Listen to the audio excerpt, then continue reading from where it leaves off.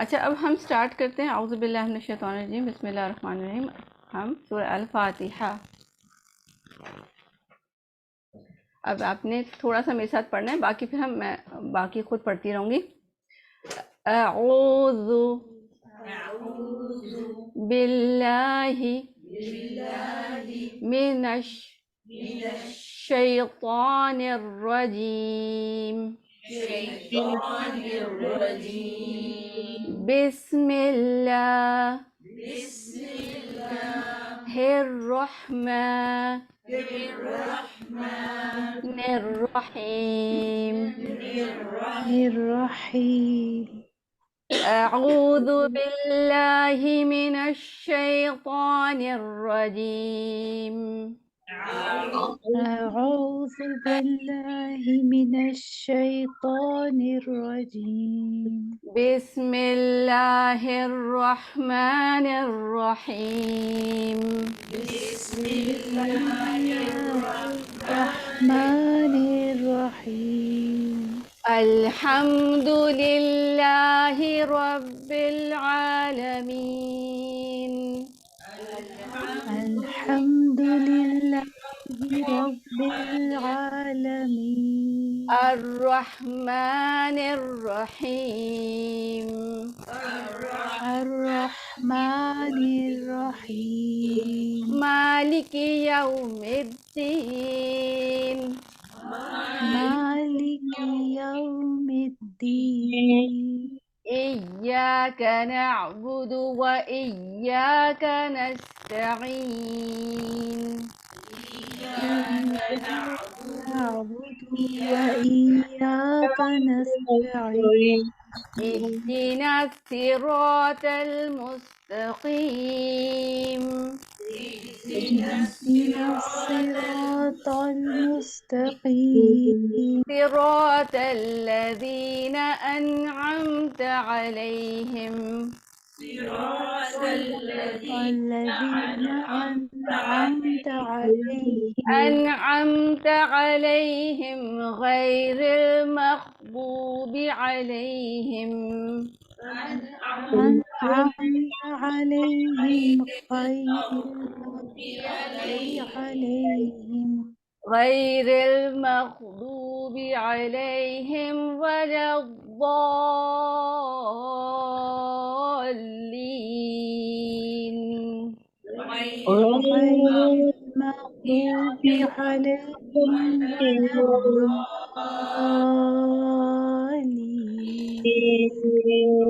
آمين.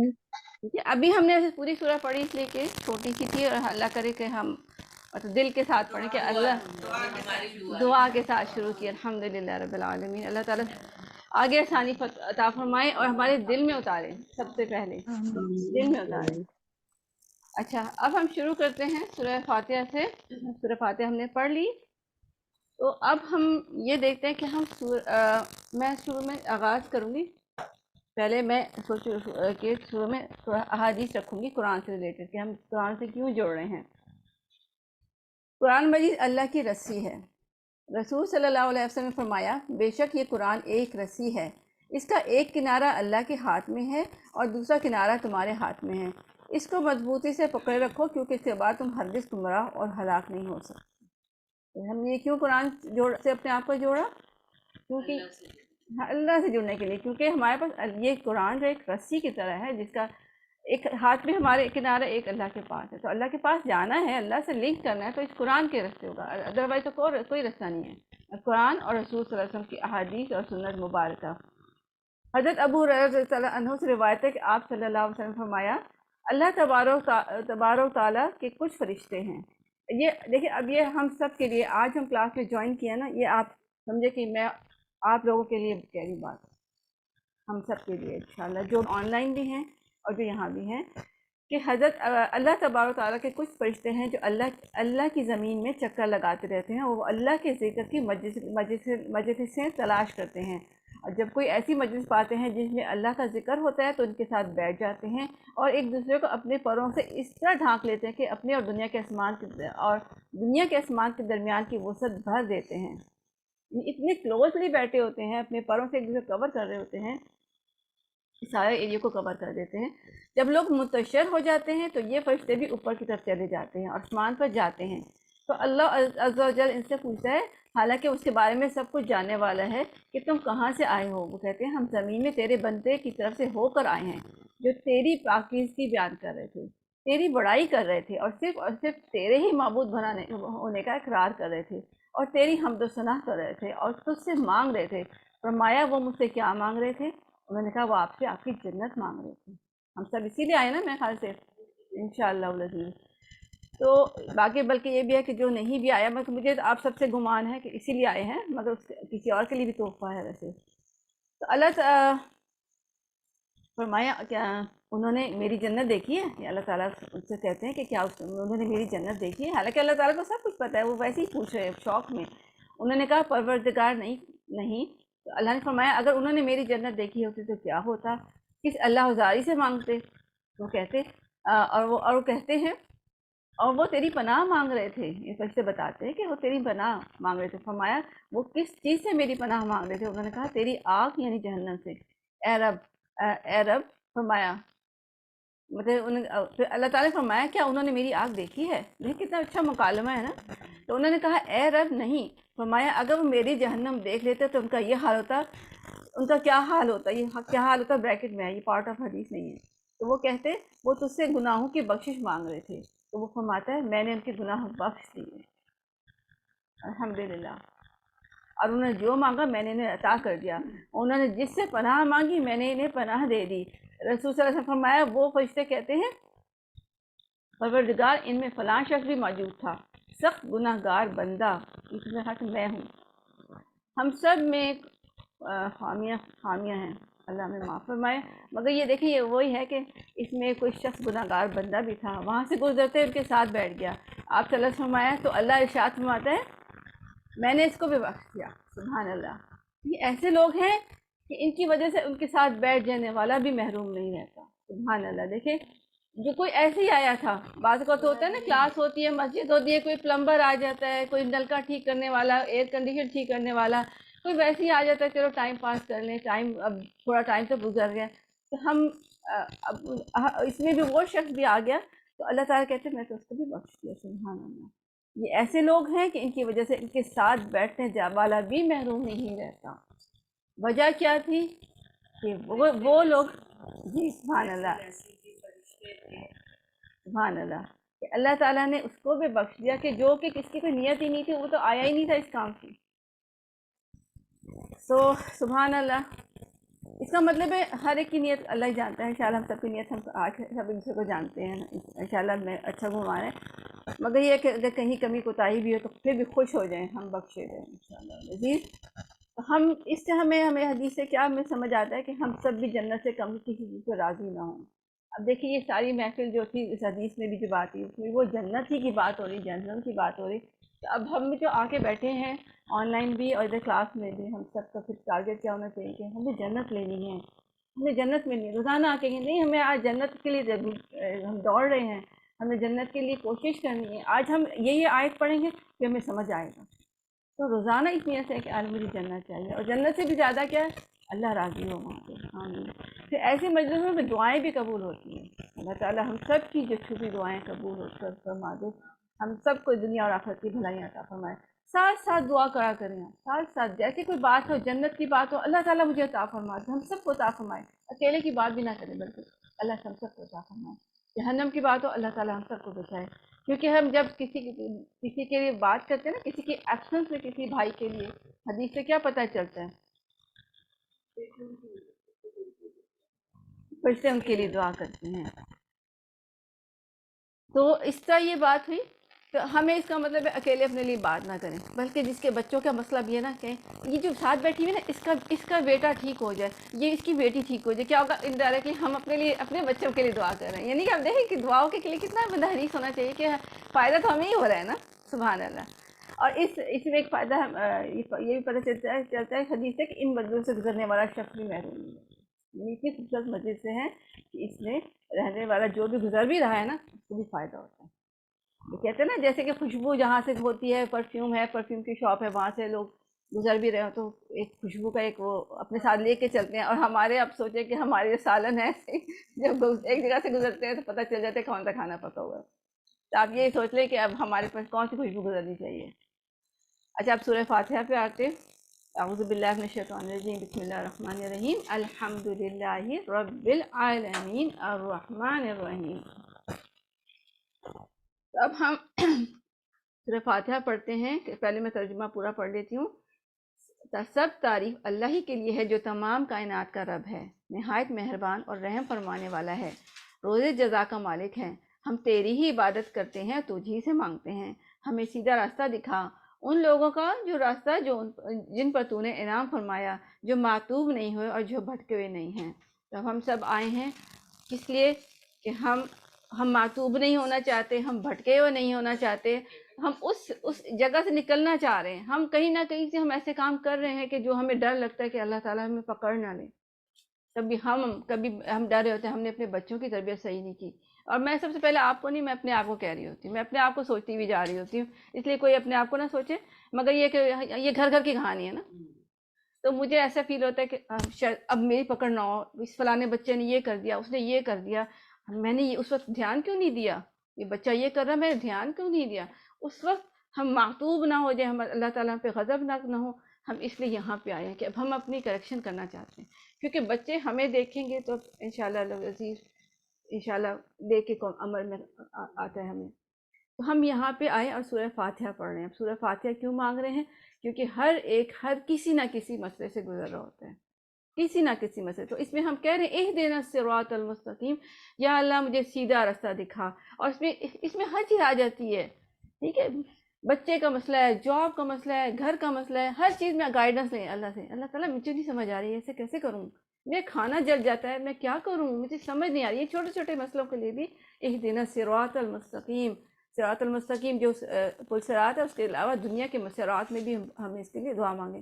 ہم دنیا میں بھی بہت جگہ ڈر ڈر کے گزر رہے ہوتے ہیں، رسک کے ساتھ ہوتے ہیں. جیسے کہ صراط المستقیم ہوگا نا، برج جو ہوگا، جو اوپر ہوگا قیامت کے دن، جس کو کراس کرنا ہوگا، اس کے وہاں آنکڑے بھی ہوں گے، یعنی کوئی بھی چیز ہمیں اچک کے لے جا سکتی ہے.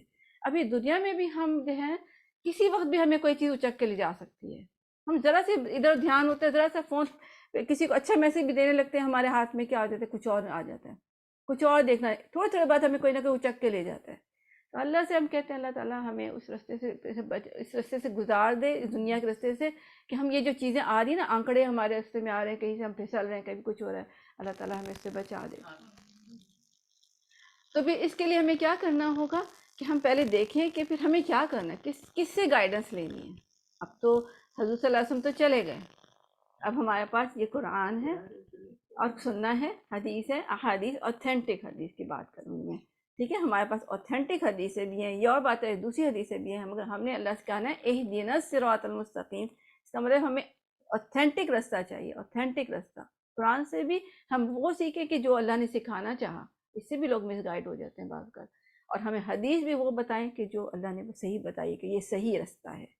کیونکہ جو ان اوتھینٹک ذرائع ہیں علم حاصل کے، یہ وہی آنکڑے ہی ہیں جو کہ ہمیں صراط المستقیم سے جانے سے روک سکتے ہیں، گرا سکتے ہیں ہمیں جہنم میں. اللہ نہ کرے، ہمیں اللہ اس آنکڑوں سے بچائے. آنکڑے پتہ ہے نا، وہ کہتے ہیں وہ جو ہکس ہے، نعوذ باللہ. دیکھیں وہی تو قیامت کے دن کیا ہوگا، وہ ہکس ہوں گے جو ہل رہے ہوں گے برج کے اوپر سے. ہاں جی، گزر رہا ہوگا، اندھیرا ہوگا، اور وہ ہل رہے ہوں گے اوپر سے، کہیں سے بھی کوئی گر سکتا ہے، کوئی بھی کوئی گر سکتا ہے، اور پورا اندھیرا ہوگا، ڈارک ہوگا. تو دنیا میں بھی جو لا علمی ہے یہ اندھیرا ہے. ٹھیک ہے، ایک شخص جب اندھیرے میں جا رہا ہوتا ہے، چاہے وہ اپنا سمجھ رہا ہے کہ میں سیدھے راستے پہ جا رہا ہوں، وہ پگڈنڈی کو جا رہا ہے، سیدھا جا رہا ہے، تو اس میں بہت رسک ہے کہ وہ کہیں اور بھی چلا جائے، اس کو جب نظر نہیں آ رہا ہے. یہ ہو کیا، کہیں میں مثال پڑھی تھی نا کہ ایسی ہے کہ سورہ صراط المستقیم، مطلب انسان سیدھے راستے پہ جا رہا ہے مگر اندھیرا ہے. وہ چاہ رہا ہے کہ میں صحیح جگہ پہنچوں، مگر یہ ہے کہ ایک دم کوئی چپکے سے کوئی اس کے پاس آ کے اس سے باتیں کرنا شروع کر دیتا ہے اس شخص، اور اسے باتوں پہ دوسرے راستے پہ لے جاتا ہے. اور اس شخص کو پتہ ہی نہیں چلتا کہ میں راستے میں وہ گیا. اس نے اس کا ہاتھ پکڑا اور آہستہ سے تھوڑی سی ڈائریکشن چینج کی، اور اس کو پتہ ہی نہیں سمجھ رہا کہ میں سیدھا جا رہا ہوں، ایکچولی وہ کہیں اور جا رہا ہے. جیسے گاڑی چلتے ہوئے تھوڑا سا اسٹیئرنگ گھما دیا اور کہیں سے کہیں نکل گیا. تو یہ جو اندھیرے میں یہ شخص تھا، یہ کون تھا؟ یہ وہ شیطان تھا کہ جو اس کو بہکانا چاہ رہا ہے. اور اندھیرا کیا ہے؟ وہ لا علمی ہے جس کی وجہ سے وہ بھٹک گیا. علم روشنی ہے، ٹھیک ہے، علم روشنی ہے، لا علمی اندھیرا ہے، اور وہ شخص شیطان ہے. ہر شخص کے ساتھ ایک شیطان ہر وقت رہتا ہے. تو اب اسی وجہ سے دیکھیں، جب تک ہمیں علم نہیں ہوگا ہم بہت جلدی بھٹک جاتے ہیں، ٹھیک ہے نا، بہت جلدی بھٹک جاتے ہیں. اس لیے ہم یہاں جمع ہوئے ہیں، ٹھیک ہے. تو یہاں پہ جیسے اللہ تعالیٰ نے ایسے ہم جب دعا کر رہے ہیں کہ ہم سیدھے راستے پہ چلنا چاہتے ہیں، تو پھر اس کا مطلب ہے کہ ہمیں سیدھے راستے کا گائیڈ اس کا بھی علم ہونا چاہیے. اندھیرے میں ہم جا رہے ہیں، ابھی اتنی ہلکی پھلکی روشنی ہے، جیسے فجر کے وقت ہلکی پھلکی ہوتی ہے نا، ہم ابھی اندھیرے میں ہی ہیں. اللہ سے وہ روشنی لینے آئے ہیں. اور کس ڈائریکشن میں جانے ہیں؟ صراط الذین انعمت علیہم، یعنی ہمارا جو جس کو ہم نے فالو کرنا ہے، جس کی گائیڈنس لینی ہے، وہ کون ہے؟ وہ لوگ جن پہ اللہ نے انعام کیا. کس پہ انعام کیا؟ کوئی مجھے بتا سکتا ہے؟ انبیاء، شہداء، صالحین، صدیقین، نیک لوگ، یہ ہمارے فالوورز ہونے تھے. ہم ان کو فالو کریں، ان لوگوں کو فالو کریں. تو انبیاء ہیں، شہداء ہیں، صالحین کوئی بھی ہو سکتا ہے. ہم میں سے یہ ہم جب محفل میں بیٹھے ہمارے اللہ جانتے ہیں ہم میں کون صالح ہے، ٹھیک ہے. انبیاء کوئی نہیں ہو سکتا، ٹھیک ہے، وہ تو چلے گئے، آخری تھے وہ دوسرا. مگر شہداء بھی ہو سکتے ہیں، صالحین بھی ہو سکتے ہیں. تو اب ہم نے پھر فالو کرنا ہے نیک لوگوں کو، قرآن کو، حدیث کو. تو یہاں پہ صراط الذین انعمت علیہم میں پھر یہی سب کچھ آ جاتا ہے. اور صراط غیر المغضوب، وہ یعنی کہ جس پہ اللہ غضبناک ہو، اس پہ ہم نے نہیں جانا. اور ہم نے ضالین پہ بھی نہیں جانا. اور مغضوب ہوتا ہے کہ جیسے کہ آپ کسی کے پاس نالج ہے اچھی خاصی، پھر وہ مسٹیک کیے جا رہے ہیں، ٹھیک ہے. جیسے کہ بڑے لوگ ہیں، ہمیں پتہ ہے کہ چھری جو ہوتی ہے تیز ہوتی ہے، ٹھیک ہے، نقصان دہ ہوتی ہے، میرے نالج میں ہے، اور میں پھر بھی تیز ہوا میں گھمائی جا رہی ہوں اور کسی کو ہرٹ کر رہی ہوں، ادھر ہرٹ کر رہی ہوں. تو میں کتنی بڑی وہ ہوں گی، ظالم ہی ہوں گی نا، کہ مجھے پتہ ہے میں غلط کام کر رہی ہوں.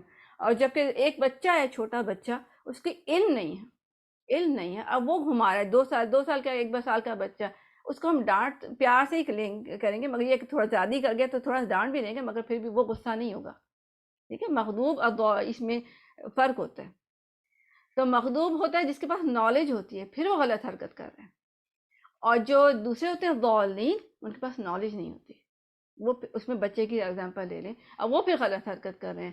تو مغضوب غصے کا سب سے لاسٹ درجہ ہوتا ہے، یعنی غصے کے بھی لیولز ہوتے ہیں نا، جب ایکسٹریم ہو جاتی ہے نا تو وہ درجہ ہوتا ہے مغضوب، ٹھیک ہے. تو اب یہ ہے کہ اب ہم دیکھیں کہ اصل میں کیا چیز ان تینوں کو فرق، 3 فرقے بن گئے نا، ایک طرح 3 گروپ بن گئے. ایک ہیں انعمت علیہم، یعنی کہ جو نیک لوگ تھے، ایک گروپ وہ ہے. ایک گروپ وہ ہے کہ جو مغضوب ہے. دوسرا گروپ کون ہے؟ مغضوب ہے، یعنی کہ جس پہ اللہ بہت زیادہ غضبناک ہو. اور تیسرا کون گروپ تھا؟ کہ جو کہ ضالین، جو بھٹکے ہوئے ہیں، یہ تھوڑے سے لو لیول کے ہیں، ٹھیک ہے. تو اب ان میں کیا فرق تھا؟ اصل میں کیا فرق تھا؟ کوئی بتا سکتا ہے ان تینوں میں؟ ایک تو نیکی ہے نا، سیدھے راستے پہ جائے، صراط مستقیم. وہ تو کرسچن بھی جاتے ہیں. نہیں، صراط مستقیم صراط مستقیم، ہاں جا لائے اور پھر نیک عمل کر کے تو پھر ہی ہم صراط مستقیم پہ جائیں گے نا. جی. تو صراط مستقیم اب جا ہی نہیں سکتے، جنہ میں جنہ کی طرف ہی کہتے ہیں نا، صراط مستقیم جب کہتے ہیں. تو وہ اس کے لیے 2 شرطیں ہیں. ایک تو پہلے ایمان لینا، ہاں جی، نبی صلی اللہ علیہ وسلم پر، اور پھر جو ہے وہ نیک عمل کرنا. نیک عمل کرنا. مسلمان ہوئے، ایک کافر ہوئے، اور ایک بیچ میں ہاں اس طرح بھی ہے، مختلف وے سے ایک ہی چیز کو مختلف وے سے انٹرپریٹ کر سکتے ہیں آپ. مسلمان ہوئے، ایک جو ہے، اور ایک وہ، یہ بھی انٹرپریٹیشن ہے. ہاں جی، یہ ادھر ایک اللہ کو مانا ہے، ایک انصار ہوئے، جو انصار کہہ رہی ہوں، مشرک ہوئے، انہوں نے بہت سارے. جی بالکل. تو اصل میں بات یہی ہوئی کہ ایمان اور علم، ایمان اور علم اور امر صالح، ٹھیک ہے، یہ سب چیزیں ریکوائرمنٹ. سب سے پہلے تو ایمان ریکوائرمنٹ ہے، ٹھیک ہے. ایمان نہیں تو پھر کچھ بھی نہیں. آپ دیکھیں نان مسلم بہت بڑی نیکیاں بھی کرتے ہیں بظاہر، مگر وہ دنیا کے لیے ہیں. تو سب سے پہلے تو ایمان ہونا چاہیے، اور اس کے بعد عمل صالح ہونے چاہیے. عمل صالح کا مطلب نیک عمل، وہ عمل جو اللہ کے سامنے مقبول ہے، جو اللہ نے قبول کرنا ہے. اور عمل صالح میں جیسے میں قرآن پڑھ رہی ہوں مگر میری نیت میں فتور ہے کہ فلاں سب میرے سے امپریس ہوں، عمل صالح تو ہے مگر میری نیت صحیح نہیں ہے، تو وہ بھی ریجیکٹڈ. تو اس کا مطلب ہے کہ عمل، ایمان، عمل، عمل صالح اس سیلف کس کا کنسسٹ کرتا ہے کہ نیک نیتی ہو اور خالص قرآن و سنت کے مطابق صلی اللہ علیہ وسلم کے جو ہیں انہوں نے جو کچھ بتایا، جیسے نے جو کچھ بتایا اس کو اسی طرح لیا جائے. اس کے بعد صحابہ نے جو کچھ بتایا یعنی اس کو جس طرح انٹرپریٹ کیا. حضور صلی اللہ علیہ وسلم نے بہت ساری چیزیں بتائی ہیں، وہ ان کو بعض کا ہمیشہ سمجھ نہ آئے، مگر ہمیں دیکھنا ہے صحابہ کی زندگی میں کیسے انہوں نے اس کو امپلیمنٹ کیا. تو یہ سب چیزیں ہیں. تو یہ سب چیزیں ہمیں کیسے پتہ چلیں گی؟ علم سے. ٹھیک ہے، نیک یہ ایمان اور عمل صالح کا ہمارا لنک ڈائریکٹ علم سے ہے. میں نے کو بات بتائی نا شروع میں کہ اندھیرا کیا ہے، جیسے ہم جب صراط المستقیم پہ ہم چل رہے ہوتے ہیں، جیسے لائک کہ ہم اندھیرے میں چل رہے ہیں، تو ایک شیطان ہمیں اب دوست سمجھ بنا کے آہستہ سے چپکے سے غلط راستے پہ جاتا ہے. تو ہمارے پاس کا مطلب لائٹ ہونی چاہیے کہ ہمیں پتہ ہو پگڈنڈی کدھر جا رہی ہے. اگر وہ ہمیں لے جا بھی رہا ہے تو ہمیں پتہ ہو، ہم فوراً سیدھے ہو جائیں. تو ہمیں سب سے پہلے کیا کرنا ہے؟ اس وقت ہم کلاس میں کیوں آئے ہیں؟ کہ ہم نے علم حاصل کرنا ہے. انشاءاللہ ایمان تو ہم سب میں ہے، الحمدللہ رب العالمین ہم سب میں ہے. ٹھیک ہے، اس پہ مجھے کوئی وہ نہیں ہے، علم نہیں ہمارے پاس ہے تو اس پہ یقین نہیں ہے، علم الیقین نہیں ہے. ٹھیک ہے نا. فائر الارم بولتے ہیں تو ہم اگر ہمیں پتہ ہے کنفرمڈ ہے کہ یہ آگ لگی ہے تو ہم بھاگتے ہیں. اگر ہمیں شک ہوتا ہے ہم تھوڑی دیر سوچتے رہ جاتے ہیں کہ لیٹس چیک کوئی ایسی تو غلطی سے تو نہیں ہو گیا نا. تو یہ شک اور یقین میں فرق ہے. جب یہ شک ہوتا ہے تو عمل سلو ہو جاتا ہے، اور جب یقین ہوتا ہے عمل فاسٹ ہوتا ہے. یہ یاد رکھیں، شک بہت بری چیز ہے. ابھی ہم آگے پڑھیں گے. تو اب ہم آگے ہی آتے ہیں، مگر یہ بات ہو رہی ہے کہ جو میں بات یہ ہو رہی تھی کہ انعمت علیہم جو علم والے تھے ان کے پاس علم تھا اور عمل تھا. ٹھیک ہے، آپ صحابہ کرام کو دیکھ لیں، حضور صلی اللہ علیہ وسلم کو سب سے پہلے دیکھ لیں، جتنے انبیاء کو دیکھیں، سب سے پہلے علم تھا اور اس کے بعد عمل کر کے دکھایا انہوں نے. ٹھیک ہے، عمل کر کے دکھایا، صرف باتیں نہیں کی. اس کے بعد جو مغضوب علیہم تھے وہ کون تھے؟ علم تو تھا ان کے پاس مگر وہ بے عمل تھے. ٹھیک ہے، مغضوب علم ہے بٹ بے عمل ہے. جیسے میں نے آپ کو بتایا کہ علم ہے کہ اس چھری تیز ہے بٹ عمل نہیں کیا کہ میں اس سے بچاؤں ہر ایک کو. بے عمل یعنی گھما رہے بے لاپرواہی سے. اور ضالین کا ہوتا ہے، وہ ہوتا ہے جن کے پاس نہ علم ہوتا ہے نہ عمل ہوتا ہے. ٹھیک ہے، نہ علم ہوتا ہے نہ عمل ہوتا ہے. یہ تین کیٹیگریز ہیں. جو نیک لوگ ہیں ان کے پاس علم اور عمل ہے. جو مغضوب ہیں جن پہ اللہ بہت زیادہ خطرناک ہوتا ہے کہ ان کے پاس بھی علم ہے مگر ان کے پاس عمل نہیں ہے. ٹھیک ہے، اور جو ضالین ہیں جن پہ اللہ ذرا کم لیول پہ سمجھے بھٹکے ہوئے لوگ ہیں، وہ نہ ان کے پاس علم ہے نہ عمل ہے.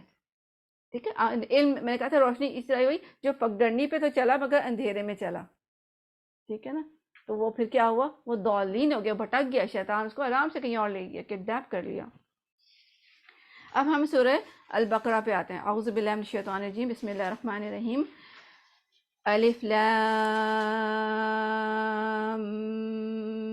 میم ذالک الکتاب لا ریب فیہ ہدی للمتقین الذین یؤمنون بالغیب ویقیمون الصلاة ومما رزقناہم ینفقون. الف لام میم، اس کے معنی جو ہے اللہ تعالیٰ جانتے ہیں، اس لیے ہم اس کا ترجمہ نہیں کر سکتے. مگر آگے پڑھتے ہیں کہ یہ اللہ کی کتاب ہے. اب دیکھیں ہم نے شروع میں ہدایت مانگی، اللہ نے کہا یہ لو پکڑو. جیسے ہمارے بچے کبھی بات نہیں بھی سن رہے ہوتے مگر کسی دن کہیں امی آج میں نے قرآن پڑھنا ہے، ہمیں کہیں سے ڈھونڈ ڈھانڈ کے نکال کے لے آئیں گے کہ یہ لو پڑھو. ہم کتنے خوش ہوتے ہیں نا اللہ تعالیٰ کہ جب ہمارے بچے جب بات مانتے ہیں تو اللہ بھی خوش ہوتے ہیں، کہتے ہیں تم ہدایت مانگی، لو ذالک الکتاب لا ریب فیہ ہدی للمتقین. یہ اللہ کی کتاب ہے، اس میں کوئی شک نہیں، ہدایت ان پرہیزگار لوگوں کے لیے جو غیب پر ایمان لاتے ہیں. دیکھیں، شک اور غیب پر ایمان دو ایک جگہ نہیں ہو سکتے. میں آپ کو ابھی بتایا کہ جب انسان کے عمل میں شک ہوتا ہے نا، کسی بات پہ شک ہوتا ہے، اس کے بعد کیا ہوتا ہے؟ اس کا عمل سلو ہو جاتا ہے. ٹھیک ہے، اگر آپ کو شک ہے کہ میں صحیح نہیں ہوں تو آپ سنیں گی بھی نہیں میری بات، اٹک کے سنیں گی. کبھی آپ کا دھیان جائے گا پتہ نہیں کیوں بتا رہی ہے، لگتا ہے اس کا کوئی مسئلہ ہے، یہ لگتا ہے کہ یہ کچھ ہے. تو جب آپ کو میری ذات پہ شک ہوگا نا آپ میری بات نہیں سنیں گی. جب آپ کو نعوذ باللہ قرآن پہ شک ہوگا آپ قرآن کو بلیو نہیں کریں گے. تو شک ایسی بری چیز ہے. اللہ ہمیں بتایا کہ دین کے معاملے میں شک جو ہے یہ بہت خطرناک چیز ہے. اسی سے لوگ دیکھیں آپ بہت سارے بچے بہت عجیب و غریب کوشچنس کرتے ہیں، اس لیے کہ وہ دین میں شک میں پڑے ہوئے ہیں، ان کو کلیئر نہیں ہے. شک کا مطلب کیا ہوتا ہے؟ کوئی چیز کلیئر نہ ہونا. تو یہ شک جو اللہ تعالیٰ ہم سے بچائے، تو جب شک ختم ہوگا اس کے بعد ہی لا ریب فیہ ہو جائے گا، اور پھر جو غیب پر ایمان لاتے ہیں. ٹھیک ہے، تو غیب بھی تو ایسی چیز ہے جو ہمیں نظر نہیں آ رہی نا. ٹھیک ہے، ہم قرآن نماز پڑھنے کھڑے ہوتے ہیں، ہمیں کیا پتہ کوئی دیکھ رہا ہے کہ نہیں، مطلب اللہ سن رہے ہیں کہ نہیں، ہم نعوذ باللہ ہمیں شک ہو جائے پتہ نہیں اللہ ہے بھی کہ نہیں، ہم کیوں ایکسرسائز کر رہے ہیں، یہ تو ساری کرتے ہیں، کھڑے ہو جاؤ ایسے کر لو ویسے کر لو، اور جو بیٹھ جاؤ، یہ تو میرے پٹھے مضبوط ہو جائیں گے، پتہ نہیں کوئی دیکھ رہا ہے کہ نہیں، ہے نا. تو یہ جب چیز شک آ گئی نا تو نماز بھی گئی. تو ہر عمل سے پہلے اس کا مطلب ہے کہ قرآن میں بھی دیکھیں پہلی آیت جب سورہ فاتحہ کے بعد آئی شک کی آئی. شک نہیں کرنا، جب شک نکل گیا پھر پورا قرآن آپ کو سمجھ آئے گا. جہاں شک شروع ہوا پورا قرآن آپ کے لیے شکی ہو جائے گا، عمل شکی ہو جائے گا، نعوذ باللہ. تو سب سے پہلے کیا کرتے ہیں، اب اللہ کہہ رہے ہیں تمہیں تقویٰ چاہیے، ہدایت چاہیے، اس کا ایک شرط، کچھ شرائط ہے. سب سے پہلے دل سے شک نکالنا ہے، غیب پہ یقین کرنا ہے. غیب پہ یقین کیا آ گیا کہ ہر چیز پہ، اللہ پہ، رسول صلی اللہ علیہ وسلم پہ، تمام انبیاء پہ، تمام فرشتوں پہ، قیامت پر اور آخرت پر اور قبر کے عذاب، یہ جو بھی چیزیں ہمیں نظر نہیں آ رہی نا، ہم ایک دم میں ریجیکٹ کر سکتے. ایتھیسٹ یہی تو کرتے ہیں کہ ہمیں نظر نہیں آ رہا، ہمیں سمجھ نہیں آ رہا، تو ہم کیسے بلیو کریں، نعوذ باللہ. تو یہ جو چیزیں ذرا سی بات میں انسان کو ایتھیسٹ بنا سکتی ہے. تو یہ ہے کہ ہم نے سب سے پہلے پھر اس کا مطلب کیا کرنا ہے کہ ہدی للمتقین ہے. ٹھیک ہے نا، تو ہمیں اللہ سے دعا کرنی کہ اللہ تعالیٰ ہمیں تقویٰ دے، مگر دعا کے بعد عمل کیا ہے کہ یقین کیا کر رہے ہیں، غیب پر نماز قائم کرنی ہے. اس کو میں پڑھتی ہوں، جو کہ ان پرہیزگاروں لوگوں کے لیے ہے جو غیب پر ایمان لاتے ہیں، نماز قائم کرتے ہیں، جو رزق ہم نے دیا اس میں سے خرچ کرتے ہیں، جو کتاب تم پر نازل کری یعنی قرآن، اور جو کتابیں تم پر پہلے ہی نازل کی گئی ان سب پر ایمان لاتے ہیں اور آخرت پر یقین رکھتے ہیں. اب یہ ساری چیزیں آپ دیکھیں سب غیب کی ہیں.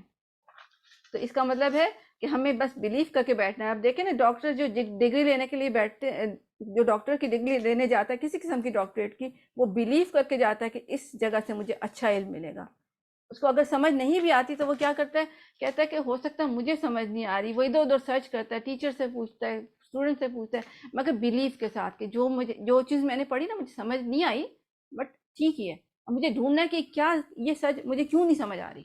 ہم نے اس بلیف کے ساتھ بیٹھنا ہے کہ جس میں جو قرآن میں ہے سب کچھ سچ ہے، بس مجھے سمجھ نہیں آ رہی. میں نے اس بلیف کے ساتھ پڑھنا ہے کہ سمجھنا ہے کہ یہ سب کچھ سچ ہے. تو ایسے لوگ اپنے رب کی طرف سے راہ راست پر ہیں، وہی فلاح پانے والے ہیں. ٹھیک ہے، انشاءاللہ العزیز فلاح پانے والے ہم ہو سکتے ہیں. یہاں پہ اسٹیکی نوٹ بھی رکھے ہیں، پینسل بھی رکھی ہوئی، اریزر بھی رکھے ہوئے ہیں. اسٹیکی نوٹ میں سے آپ پیپر نکال کے، یہ فولڈنگ ٹیبلز ہیں اسی لیے رکھی ہوئی ہیں. میں کھول دوں، کرسی آگے کر لیں ایٹ لیسٹ.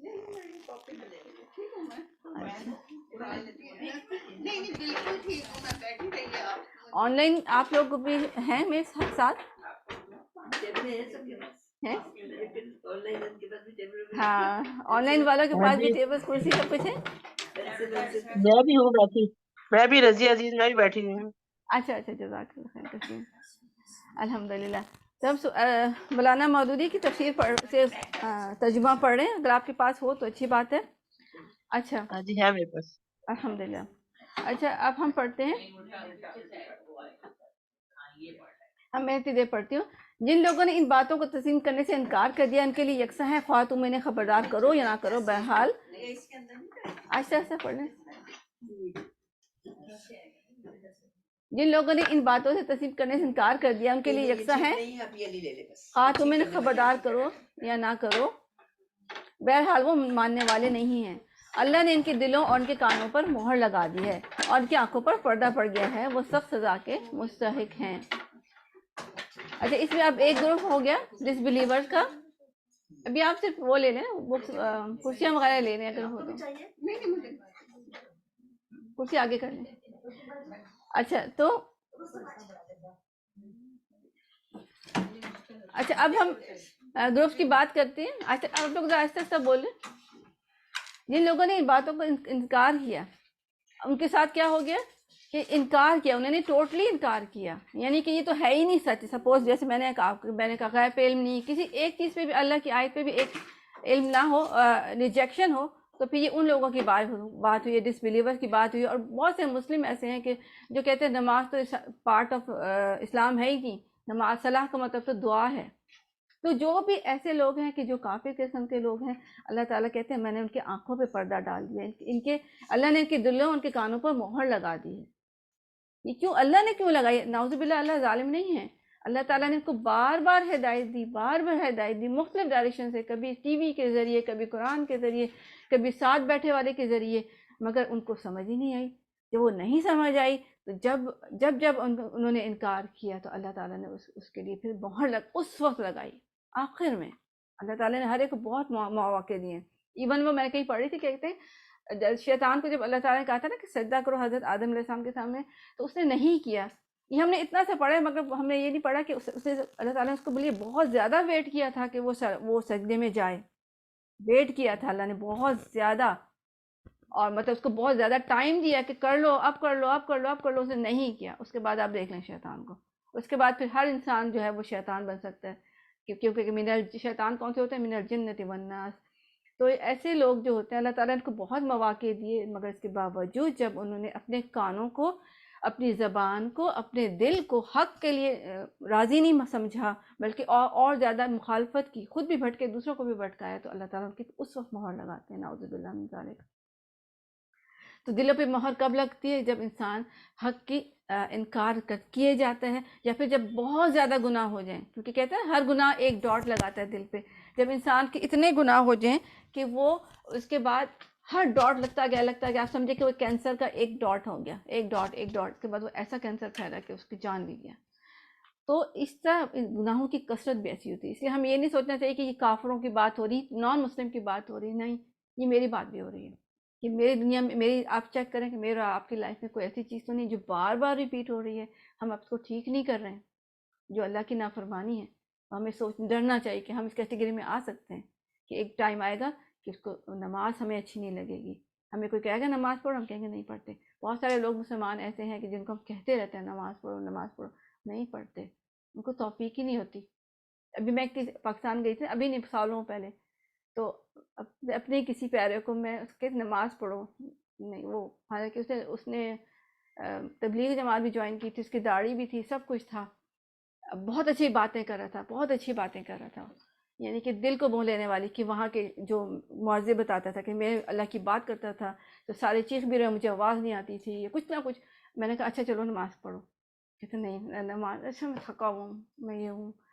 میں نے کہا نہیں پڑھو نماز. اتنی دفعہ کہا، میں اس کو اٹھا کے ہاتھ اس کا پکڑ کے کھینچا اس کو، مگر وہ اتنا ہیوی تھا مجھ سے اٹھ بھی نہیں رہا تھا.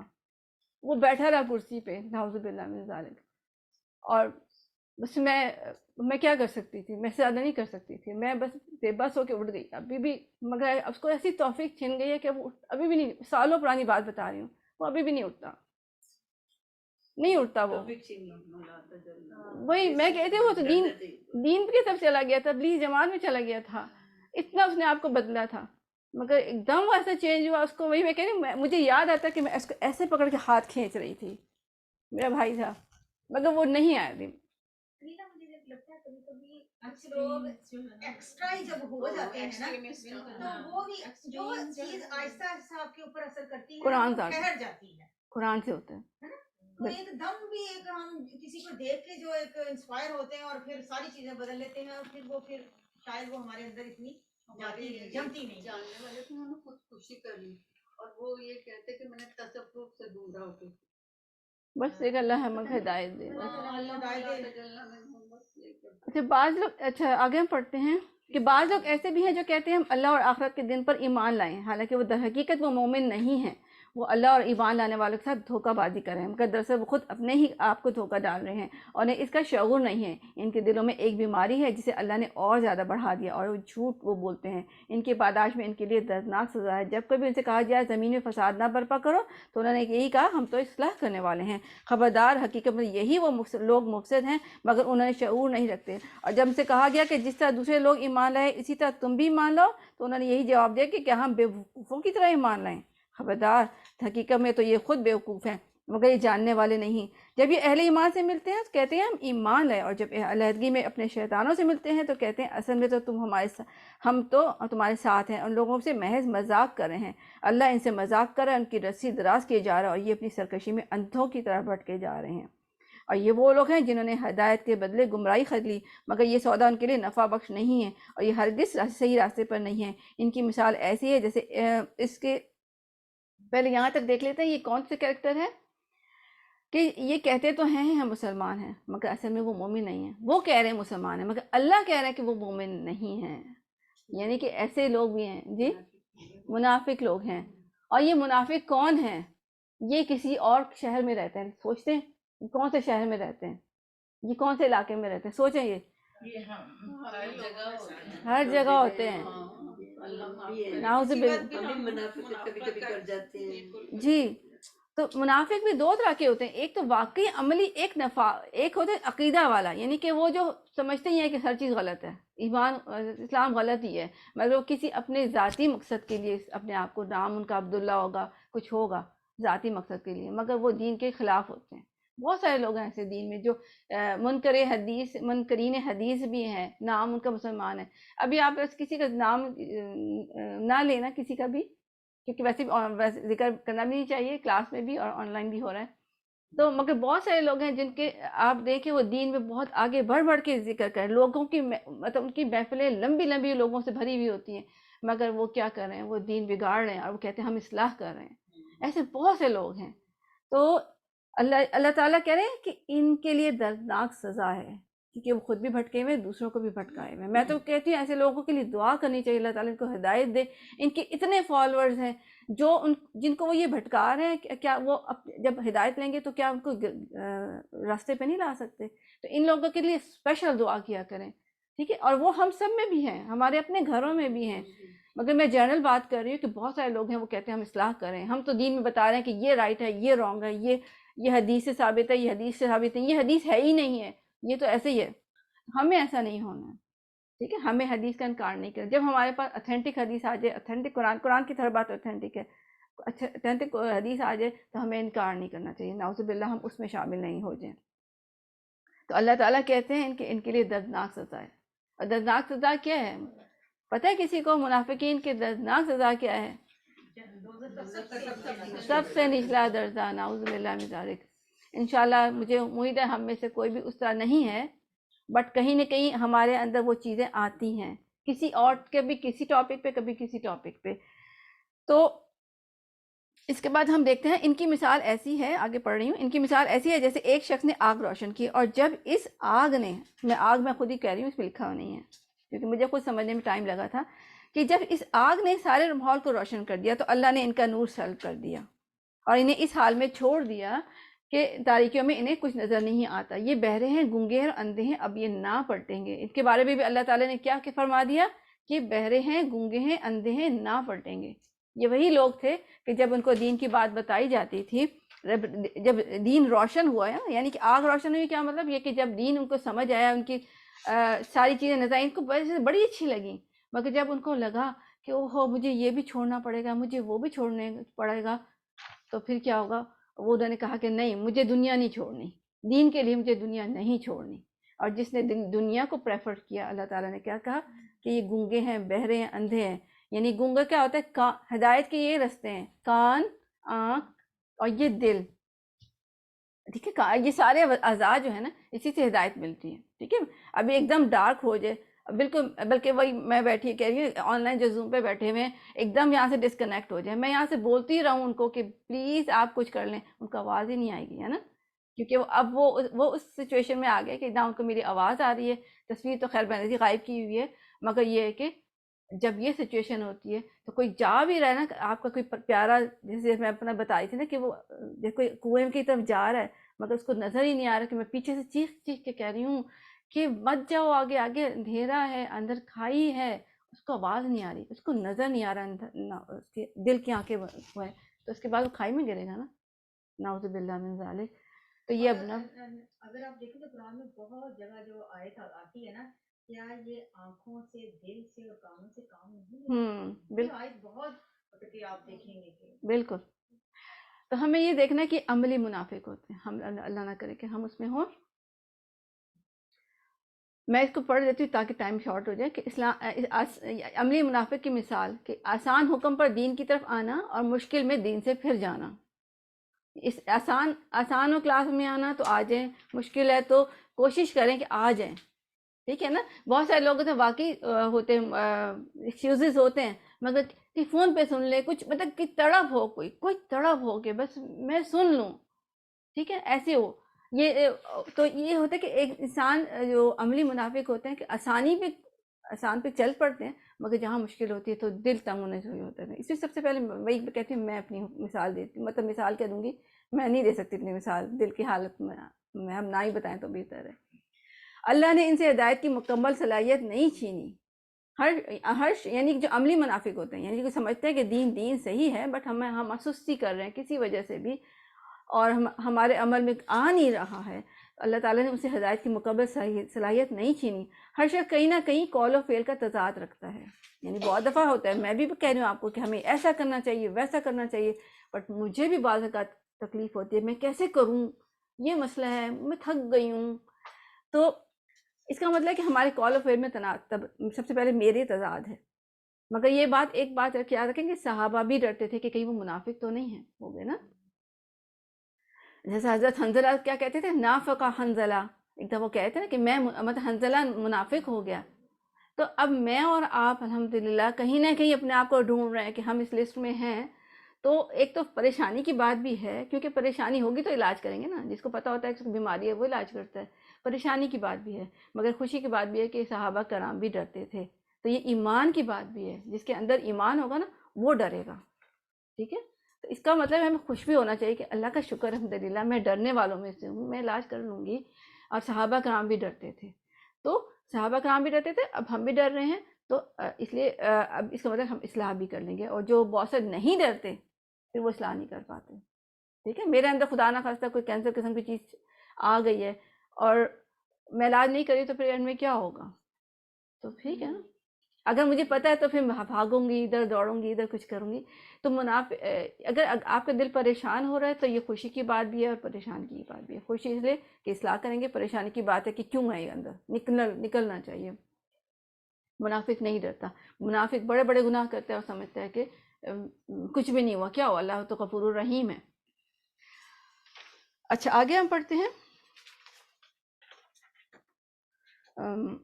پھر ان کی مثال یوں سمجھو کہ آسمان سے زور کی بارش ہو رہی ہے، یعنی بارش یعنی کہ وحی، اور اس کے ساتھ اندھیری گھٹا اور کڑک اور چمک بھی ہے، یعنی کہ اس کے ساتھ احکامات بھی آ رہے ہیں، یعنی کہ جب وحی آتی ہے تو حلال حرام کے احکام بھی آتے ہیں، نماز کے بھی آتے ہیں، جہاد کے بھی آتے ہیں، اور چمک بھی ہے، اچھی بات بھی ملتی ہے، تحفے کی بھی بات ہوتی ہے، ثواب کی بات بھی ہوتی ہے۔ اور یہ بجلی کے کڑاکے سن کر اپنی جانوں کے خوف سے کانوں میں انگلیاں ٹھوس لیتے ہیں، اور اللہ ان کے منکرین حق کو ہر طرف سے گھیرے میں لیے ہے۔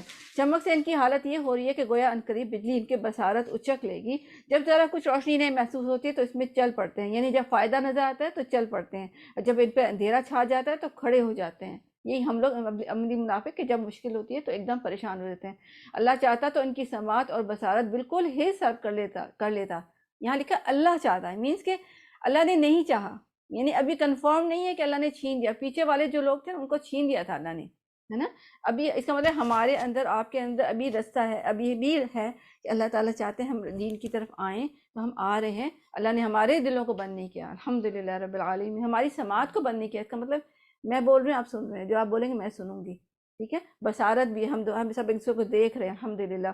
اس کا مطلب ہے کہ ہم ابھی ہدایت کا رستہ کھلا ہوا ہے، اللہ تعالیٰ ہم سے، اللہ تعالیٰ مطلب ہم سے ابھی بھی امید ہے کہ ہم ہو سکتے ہیں، یہاں تک آئے ہیں تو اللہ کی توفیق بات سے، ہے، محبت ہے اللہ کی کہ ہم الحمدللہ الحمدللہ۔ تو اللہ یقیناً اللہ ہر چیز پر قادر ہے۔ اب آپ دیکھیں میں اور اللہ ہر چیز پر قادر ہے، یعنی میری بہت ساری غلطیاں ہیں جو مجھ سے ٹھیک نہیں ہو رہی، آپ سے بھی نہیں ہو رہی ہوں گی۔ اللہ قادر ہے نا، یہ جملہ لکھ لیں کہ میں اپنے آپ کو ٹھیک نہیں کر رہی تھی، میرا اللہ تو کر سکتا ہے نا، اللہ ہر چیز پر قادر ہے۔ اللہ سے دعا کریں اللہ تعالیٰ اب ہمارے اندر سے ہر وہ چیز نکال دے جو اللہ کو پسند نہیں ہے، مجھ سے نہیں ہو رہا، اللہ سے کہا کریں رو کہ اللہ مجھ سے نہیں ہو رہا ہے، پلیز اللہ آپ ٹھیک کر دیں مجھ سے۔ میں جب بھی میرے سامنے سیم سچویشن آتی ہے میں کیوں ایسے ہو جاتی ہوں، میں کیوں غلط کام کرتی ہوں، اس وقت سوچا کریں میرا اللہ تو مجھے بدل سکتا ہے، اللہ میرے دل کو بدل دے، اللہ فلانے کے دل کو بدل دے، وہ ایسا ہے، وہ نماز نہیں پڑھ رہا، اللہ میرے بھائی میرے بہن نماز نہیں پڑھ رہا، اللہ تعالیٰ اس کے دل کو بدل دے۔ لوگوں بندگی اختیار کرو اپنے اس رب کی جو تمہارے اور تم سے پہلے جو لوگ گزرے ان سب کا خالق ہو کر کے تمہارے خالق ہے، تمہارے بچنے کی توقع اسی صورت میں ہو سکتی ہے۔ تو ہمارا کیا کام کرنا ہے؟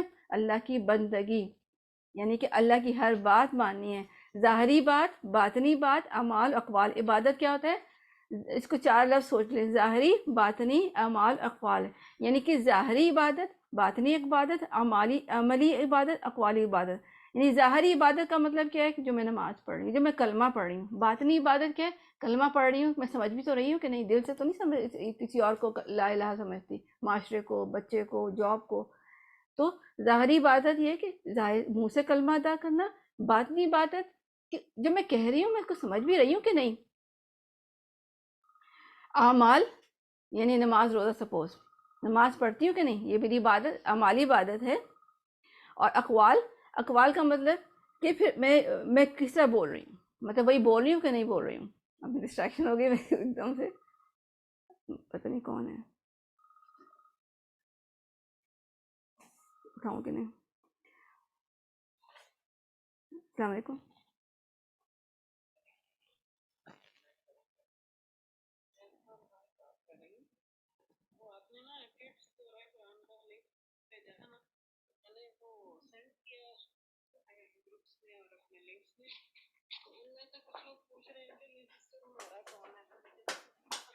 اچھا آپ بعد میں کر لیں، ابھی میں کلاس میں ہوں، اب میرے خیال 2-3 گھنٹے بعد کر لیں، میں کلاس میں ہوں۔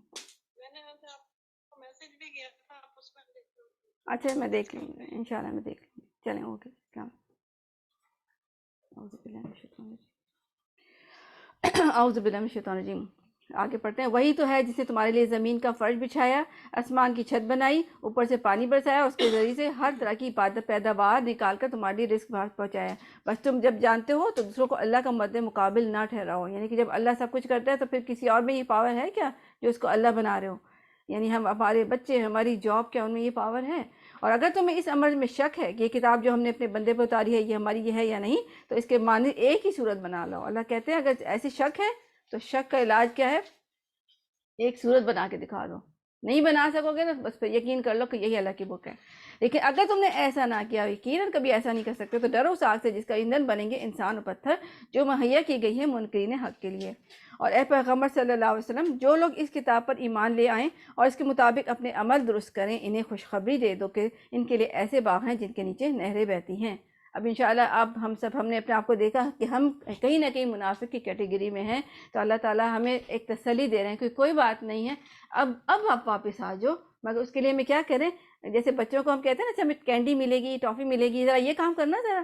اللہ تعالیٰ ہمیں بھی ایک کینڈی دے رہے ہیں کہ اگر تم ایمان لائے اور اپنے عمل درست کر لیے تو اللہ تعالیٰ خوشخبری دے رہے ہیں کہ وہاں پہ آپ کو جن کے وہاں پہ باغ ہیں جس میں نہریں ہوں گی، اور نہریں کس کی ہوں گی؟ وہاں پہ پانی کی ہوگی، شہد کی ہوگی، دودھ کی ہوگی، اور شراب کہتے ہیں مگر شراب کا مطلب وہ شراب الکوہل نہیں ہے، یعنی آپ سمجھے نشہ نہیں ہوگا، شربت آپ سمجھ لیں، کولڈ ڈرنک جیسے ہوتا ہے ایسا شربت ہوگا وہاں پہ، سمجھیں کہ جو بھی ہر چیز ہی بہترین ہوگی۔ ان باغوں کے پھل صورت میں دنیا کے پھلوں سے ملتے جلتے ہیں، اور جب کوئی پھل انہیں کھانے کو دیا جائے گا وہ کہیں گے ایسے ہی پھل اس سے پہلے دنیا میں بھی دیے جاتے تھے۔ ان کے لیے وہاں پاکیزہ بیویاں ہوں گی اور وہ ہمیشہ رہیں گے۔ ہاں اللہ اس سے ہرگز نہیں شرماتا کہ مچھر یا اس سے حقیقی کسی چیز کی تمثیلیں دے۔ جو لوگ حق بات کو قبول کرتے ہیں وہ انہیں تمثیلوں کو دیکھ کر جان لیتے ہیں کہ یہ حقیقت ہے جو ان کے رب کی طرف سے آیا ہے، اور جو ماننے والے نہیں ہیں وہ انہیں سن کر کہتے ہیں کہ ایسی تمثیلوں سے اللہ کا کیا سروکار۔ اس طرح اللہ ایک ہی بات سے بہتوں کو گمراہی میں مبتلا کرتا ہے اور بہتوں کو راہ راست پر دکھا دیتا ہے، اور اسے گمراہی میں انہیں کو مبتلا کرتا ہے جو فاسق ہیں۔ ٹھیک ہے، تو وہ پہلے فاسق ہیں پھر وہ گمراہ ہوئے، اللہ نے گمراہ کر کے فاسق نہیں کیا، آپ یہ اور نوٹ کر لیں۔ ٹھیک ہے، انہوں نے فسق والے کام کیے، نافرمانی والے کام کیے، اور اپنے اس پہ ڈٹے رہے۔ اس کے بعد اللہ تعالیٰ نے ان کو کہا اچھا ٹھیک ہے جانا ہے تو ادھر جاؤ، پھر بات نہیں سنتے ہو تو ٹھیک ہے، پھر اللہ کے عہد کو مضبوط کرنے کے بعد توڑتے ہیں۔ یہ کون لوگ ہیں کہ سب سے پہلے تو فاسق ہیں، اور فاسق کیا کرتے ہیں؟ فسق کیا ہے؟ ان کا نافرمان کے کام کیا ہیں کہ وہ اللہ کے عہد کو مضبوط باندھنے کے بعد توڑتے ہیں۔ یعنی کہ ہم جو کلمہ لا الہ الا اللہ پڑھا، یہ عہد ہے اللہ سے، عہد اللہ سے بھی تھا یعنی کہ جب پیدا بھی نہیں ہوئے تھے حضرت آدم علیہ السلام کی پیٹ سے بہت سارے ہم لوگ ہماری روحیں نکلی تھی اور ہم نے اللہ سے وعدہ کیا تھا کہ لا الہ الا اللہ. اب وہ وعدہ اس میں تھا, ابھی بھی ہم نے وعدہ کیا, اگر ہم اس کو بھول بھی گئے ڈینائی بھی کر لیں, ہم کہیں کہ نہیں ایسی کوئی بات نہیں تھی, ابھی ہم نے کلمہ پڑھ چکے ہیں. تو وعدہ اللہ کے عہد کو ہم نے توڑ دیا ہے. اس کے بعد اللہ نے جسے جوڑنے کو حکم دیا اسے کاٹتے ہیں. کیا چیز جوڑنے کو حکم دیا تھا اللہ نے؟ صلہ رحمی. ٹھیک ہے, تو یہ صلہ رحمی کرنا فسق ہے. صلہ رحمی ہم کس سے لوگوں سے بات نہیں کرتے. تو بات یہ ہے کہ جو ہمارے ساتھ اچھا ہے, جو نہیں اچھا ہے ہمیں, اور جو ہم سے جھگڑتا بھی ہے, ہم سب کے ساتھ اچھا ہونا چاہیے. جو مومن ہے اللہ کرے سب سے پہلے وہ ہم سبھی کو بنائے. میں خود بھی ایسی نہیں ہوں, مگر ہم سب آپ کے لیے دعا کریں, آپ میرے لیے, کہ ہم سب کو اللہ ایسا بنائے کہ ہمارے دل اتنے ایسے اچھے ہوں کہ ہم اپنے دشمنوں کے لیے بھی نیکی کی دعا کریں, ان کی اصلاح کریں, اور اچھی نیت سے. اور سب سے پہلے میں کہتی ہوں کہ اللہ کرے میں اور آپ ہم ایسا ہوں کہ آج ہی سب کو سلام بھیج دیں, ایک اچھا سا رمضان کی پیشگی مبارک کر کے, اس طرح کے جن سے ہمارے دل دکھے ہوئے ہیں نا, ان کو آج ایک میسج کر دیں, السلام علیکم, کیسے ہیں آپ کو رمضان کی پیشگی مبارک. تو دیکھیں اسے ایک دم سے نا ہماری طرف سے کم سے کم اسٹارٹ ہو جائے گا کہ ہم اچھے ٹرمز رکھنا چاہتے ہیں. اگر آپ کوشش کریں, آپ کریں, اگر مجھے کوئی بتائے گا تو مجھے بہت خوشی ہوگی. اور وہ زمین میں فساد برپا کرتے ہیں. حقیقت میں یہی لوگ نقصان اٹھانے والے ہیں. تم اللہ کے ساتھ کفر کا رویہ کیسے اختیار کرتے ہو, حالانکہ تم بے جان تھے, اس نے تمہیں زندگی بخشی, زندگی عطا کی, پھر وہی تمہاری جان سلب کرے گا, پھر وہی تمہیں دوبارہ زندگی عطا کرے گا, پھر اس کی طرف تمہیں پلٹ کر جانا ہے. وہی تو ہے جس نے تمہارے لیے زمین کی ساری چیزیں پیدا کی, پھر اوپر کی طرف توجہ فرمائے, اور 7 آسمان واقع اور ہر چیز کا علم رکھنے والا ہے. پھر ذرا اس کا وقت کا تصور کرو جو تمہارے رب نے فرشتوں سے کہا کہ میں زمین میں ایک خلیفہ بنانے والا ہوں. انہوں نے عرض کیا, آپ زمین میں کسی ایسے کو مقرر کرنے والے جو اس کے انتظام کو بگاڑ دے گا اور خون ریزیاں کرے گا. آپ کی حمد و ثنا کے ساتھ تسبیح اور آپ کی تقدیس تو ہم ہی کر رہے ہیں. اب یہ وہ نہیں کر رہے تھے, آبجیکشن نہیں کر رہے تھے کہ کیوں کیا تھا, کسی اللہ تعالیٰ سے کیوں بات کر رہے تھے, آپ کو بتا سکتے ہیں؟ جنوں کو پہلے پیدا کر چکا تھا, جنہوں نے زمین میں فساد کیا تھا, تو ان کو دیکھتے ہوئے, ادروائز تو کیورسٹی بھی تھی کہ کیوں ہو رہا ہے. ٹھیک ہے نا, کیوں ہو رہا ہے, یہ نہیں تھا کہ آبجیکشن کہ یہ کیوں ہو رہا ہے, ایسا کیوں ہو رہا ہے. مطلب دیکھیں ٹون, میری اپنی ٹون دیکھیں, ایک کیوں ہو رہا ہے, ارے کیوں ہو رہا ہے, مطلب اس میں دیکھیں ہم ساری زندگی ایسے ہی بولتے ہیں, جس سے ہمیں غصہ آتا ہے ٹون بدل لیتے ہیں, ساری بات بدل جاتی ہے. اور انہیں پتا بھی تھا نا کہ فساد برپا کریں گے, ایسی چیز کیوں آپ تک کر رہے ہیں فساد. اللہ تعالیٰ نے فرمایا میں جانتا ہوں جو کچھ تم نہیں جانتے. اس کے بعد اللہ نے آدم علیہ السلام کی ساری چیزوں کے نام سکھائے, پھر انہیں فرشتوں کے سامنے پیش کیا اور فرمایا اگر تمہارے خیال صحیح ہے کہ خلیفہ کے تقرر سے انتظام بگڑ جائے گا تو ذرا ان چیزوں کے نام بتائیں. انہوں نے عرض کیا, نقص سے پاک تو آپ ہی کی ذات ہے, ہم تو بس اتنا ہی علم رکھتے ہیں جتنا آپ نے ہم کو دے دیا ہے. حقیقت میں ہم سب جاننے اور سمجھنے والے آپ کے حقیقت میں سب کچھ جاننے اور سمجھنے والا آپ کے سوا کوئی نہیں. پھر اللہ نے آدم علیہ السلام سے کہا تم انہیں ان چیزوں کا نام بتاؤ. جب اس نے ان سب کے نام بتا دیے تو اللہ نے فرمایا میں نے تم سے کہا نہ تھا کہ میں آسمان اور زمین کی وہ ساری حقیقتیں جانتا ہوں جو تم سے مخفی ہیں. جو کچھ تم ظاہر کرتے ہو وہ بھی مجھے معلوم ہے, اور جو کچھ تم چھپاتے ہو اسے بھی میں جانتا ہوں. پھر جب ہم نے فرشتوں کو حکم دیا کہ آدم علیہ السلام کے آگے جھک جاؤ تو سب جھک گئے, مگر ابلیس نے انکار کیا. وہ اپنی بڑائی کے گھمنڈ میں پڑ گیا اور نافرمانوں میں شامل ہو گیا. اس میں یعنی کہ کیا سمجھ آئے کہ اس کی انا تھی, انا نے اس کو آگے حضرت آدم علیہ السلام کے سامنے جھکنے سے روک دیا. مجھے اسے ایک بات سمجھ آئی تھی کہ جیسے کہ ہمارے شوہر بھی تمہارے مجازی خدا ہیں, اللہ تعالیٰ نے ہمیں ان کے سامنے جھکنے کا تو نہیں کہا, مطلب سجدے کے, یعنی کہ سجدے کا ہوتا ہے حکم تو ان کے سامنے کرتے, مگر ہمارا دل نہیں سجدہ کر رہا ہوتا, یعنی ہم ان کی اس طرح فرما برداری کام نہیں کر رہے ہوتے, انکلوڈنگ مائی سیلف, کہ جو کہ ان کو خوش کریں. جیسے ہم اللہ کو خوش کرنے کے لیے اس کے آگے سجدہ کرتے ہیں, اس کی ہر بات مانتے ہیں, تو میں یہ کہتے ہیں کہ کہیں خوشی کے ساتھ ہمیں اپنے شوہروں کی بات بھی ماننی چاہیے. تو یہ دیکھیں ہم, اور وہاں پہ کیا چیز آتی ہے, یہی انا میں کیوں کروں. اور لگتا ہے کہ جیسے سب فرشتوں نے کیا نا, تو یہی ایک ٹائم تھا جو اللہ تعالیٰ نے دیا کہ اس کو دیکھے شاید وہ سجدہ کرے گا, لیکن نہیں کیا. تو ہمارے دل بھی تو سجدہ کرنے چاہیے نا, کہ اللہ کے سامنے بھی, بلکہ وہ کہتے ہیں ہمارے اپنے ہسبینڈ کے سامنے وہ ہر بات ان کی خوشی ماننی چاہیے. نہیں نا, एक वक्त था शायद जो हम तो थोड़ा बहुत करते थे, आगे वाली नस्लें अब जो है ना वो अल्लाह ताला और देखें दे दे। हाँ वो इसी से बड़ी तो एक साथ ऑपोजिट खड़े हो गए। और इसी से देखें यही तो बात है, यहाँ ऑपोजिट खड़े हो तो शैतान को अल्लाह ताला ने इसको निकाल लिया जन्नत से। इसके बाद फिर हमारे साथ भी तो ऐसा ही होता है ना, फिर हम क्यों इसे ऑब्जेक्शन करते हैं कि जब वो हम उनके दिल से उतर जाते हैं। असल में जो ये हदीस थी ये नबी सल्लल्लाहु अलैहि वसल्लम ने औरतों को नहीं सुनाई थी, मर्दों को सुनाई थी, मर्दों से कहा था। बहुत सारी चीजें हैं जो हम गलत जगह पे जब उसको करते हैं तो उसकी इंटरप्रिटेशन भी गलत हो जाती है। उसने उनसे कहा कि नबी सल्लल्लाहु अलैहि वसल्लम ने फरमाया कि औरत अगर किसी को सजदे की इजाजत होती तो औरत को कहा जाता कि मर्द को सजदा करे। उसने एहसास दिलाना, यानी ऑलवेज हमारा, क्योंकि जाहिर है मर्दों के हाथ में, स्पेशली हमारा कल्चर इंडो पाक, वहाँ पे तो स्पेशली ये इसी तरह से इसको किया गया कि उसमें ये था कि एक मर्द जो है वो अपनी औरत की इस तरह से हिफाजत करे, इस तरह से उसके साथ ताल्लुक रखे जैसे अल्लाह का अपनी मखलूक हो। और रिस्पॉन्सिबिलिटी क्योंकि डाली थी ना उसने- उसके ऊपर हाँ, रिस्पॉन्सिबिलिटी। क्योंकि अब तो उसने औरत को उसके जज्बात का ख्याल रखना, उसकी हर चीज का ख्याल रखना, सिर्फ उसको माल से नहीं, हाँ, हर तरह से उसका जो है ना उसका ख्याल रखना, साइकोलॉजिकली, मेंटली, फिजिकली, इमोशनली, हर तरह की उसकी जिम्मेदारी है। तो फिर जो है ना अगर वो इतना ज्यादा गहरा उसमें है, इस तरह से उनको एहसास कराने की दोनों जरूरत का है। है, और सही हमने- बात पे करना है, गलत हाँ, बात पे और करना हमने उसको सिर्फ वो सुना अच्छा आगे देख लें, टू साइडेड है, हाँ ठीक है। टू साइडेड, यानी कि ना तो उसने कहा है ये नहीं हो सके, हम ये नहीं कह सकते वो नहीं करते तो हम क्यों करें, लेकिन ये है कि वो अपना, और ये हर कोई अपने उसका जिम्मेदार है। ऑलवेज हमने उसको इस तरह से किया। फिर हमने आदम इस्लाम को कहा कि तुम और तुम्हारी बीवी दोनों जन्नत में रहो और यहाँ बफरागत जो चाहो खाओ, मगर दरख्त का रुख ना करना वरना जालिमों में शुमार होगे। आखिरकार शैतान ने दोनों को इस दरख्त की तरगीब देकर हमारे हुक्म की पैरवी से हटा दिया और उन्हें इस हालत में निकलवा कर छोड़ा जिसमें वो थे। हमने हुक्म देगा अब तुम सब यहाँ से उतर जाओ, तुम एक दूसरे के दुश्मन हो और तुम्हें एक ख़ास वक्त तक ज़मीन में ठहरना और वहीं गुजर बसर करना है। उस वक्त आदम इस्लाम ने अपने रब से चंद कलिमात सीख कर तौबा की, जिसके इसके रब ने कबूल कर लिया क्योंकि वो बड़ा माफ़ करने वाला और रहम फरमाने वाला है।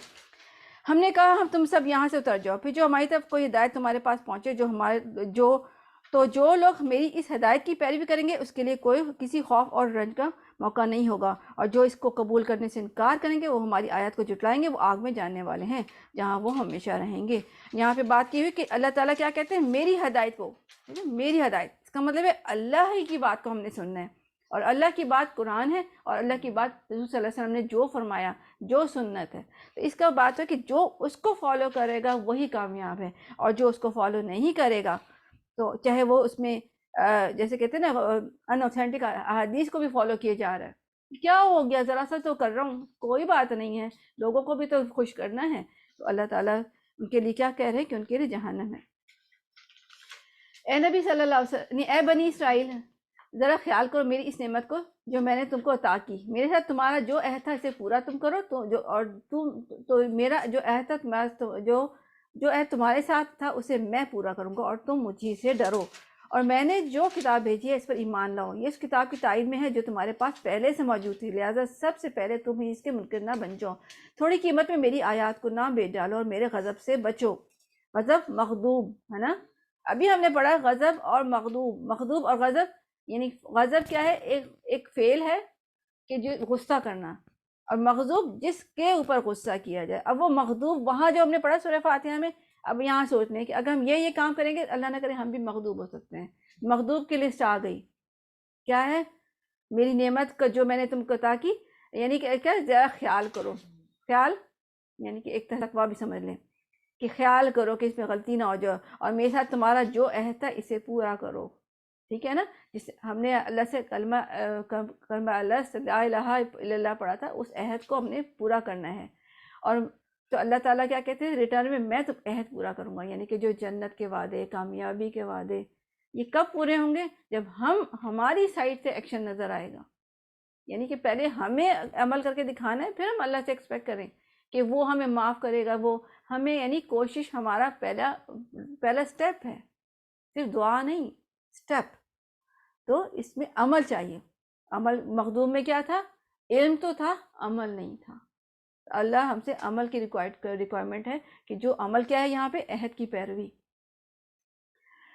تو اگر ہم نے ایسا نہیں کیا تو ہم مغضوب ہوں گے، نعوذ باللہ من ذالک۔ اچھا، اس کے بعد ہے باطل کا رنگ چڑھا کر حق کو مشتبہ نہ بجاؤ، یعنی اب یہ بھی نہیں کرنا کہ حق اور باطل کو مکس کر دیں، اور نہ جانتے بوجھتے حق کو چھپانے کی کوشش کرو۔ نماز قائم کرو، زکوٰۃ دو، اور جو لوگ لوگ میرے آگے جھک رہے ہیں ان کے ساتھ تم بھی جھک جاؤ۔ یہ سارے کام ہم کریں گے تو مغضوب نہیں ہوں گے۔ تم دوسروں کو نیکی کا راستہ اختیار کرنے کو کہتے ہو مگر اپنے آپ کو بھول جاتے ہو۔ اس میں ہم سب شامل ہیں، سب سے میں پہلے کہ میرے ہاتھ میں قرآن ہے، میں آپ سب کو اچھی اچھی باتیں بتا رہی ہوں، مگر اللہ کرے کہ میرے عمل میں بھی آئے۔ اللہ تعالیٰ دیکھیں ڈانٹ رہے ہیں، یہ مطلب مجھے لگتا ہے کہ شرمندہ بھی کر رہے ہیں کہ دیکھو خود تو یہ کر رہی ہو۔ ہمیں کوئی کہتا ہے نا کتنا غصہ آتا ہے کہ پردہ تو کرتی ہے، اسکارف تو پہنتی ہے، دیکھو ذرا کیسے کام کر رہی ہے، نعوذ باللہ۔ تو اب آپ خود سوچیں کہ یہ میں اپنے آپ کو کہوں کہ میں دیکھ میرے ہاتھ میں قرآن ہے، میرے سر پہ دوپٹہ ہے، اور میں کیسے کام کرتی ہوں؟ یعنی تو یہ میں اور آپ ہیں کہ اپنے آپ کو بھول جاتے ہو، حالانکہ تم کتاب کی تلاوت کرتے ہو۔ اس وقت ایگزیکٹلی سیم سچویشن ہے۔ کیا تم عقل سے بالکل ہی کام نہیں لیتے؟ صبر اور نماز سے مدد لو، یعنی کہ اگر میری اور آپ کی اصلاح نہیں ہو رہی تو سب سے پہلے صبر کرنا ہے اور نماز پڑھنی ہے، ٹھیک ہے نا؟ صبر کا مطلب ہوتا ہے اپنے آپ کو نیگیٹو ری ایکشن سے بچانا، یعنی کہ جو سچویشن آئے اس کو سوچے کہ میرے اللہ کیا چاہتا ہے، کس چیز میں خوشی ہے اس کی۔ نیگیٹو کیا ہے؟ کبھی بولنا نیگیٹو ہے، کبھی نہ بولنا نیگیٹو ہے، ٹھیک ہے؟ سچویشن اللہ تعالیٰ میں وہ حکمت عطا فرمائے کہ کب ہمیں بولنا چاہیے، کب نہیں بولنا چاہیے، کب کیا اسٹیپ لینا چاہیے۔ تو سم ٹائم 2 ڈفرینٹ اسٹیپس ہوتے ہیں مگر دونوں صحیح ہوتے ہیں، مگر ڈفرینٹ سچویشن میں۔ اللہ ہمیں توفیق عطا کرے، تو اس وقت وہ صبر ہے۔ یہ کہتے ہیں حکمت رشد مانگنی چاہیے اللہ سے، ایگزیکٹلی، صحیح وقت میں صحیح فیصلہ۔ صحیح وقت میں صحیح فیصلہ، تو اس وقت ہمیں پھر صحیح فیصلہ کریں گے تو ہم صبر پہ قائم ہیں، اگر صحیح فیصلہ نہیں کریں گے تو ہم صبر پہ قائم نہیں ہیں۔ بے شک نماز ایک سخت مشکل کام ہے مگر ان فرما برداروں کے لیے، بندوں کے لیے جو مشکل نہیں ہے، جو سمجھتے ہیں کہ آخرکار انہیں اپنے رب سے ملنا ہے اور اسی کی طرف پلٹ کر جانا ہے۔ چائے کی طلب ہو رہی، سب کو چائے بنی ہوئی ہے۔ میں نے سوچا تھا کہ ہم بیچ میں تھوڑا سا بریک رکھ سکتے ہیں، تھوڑا سا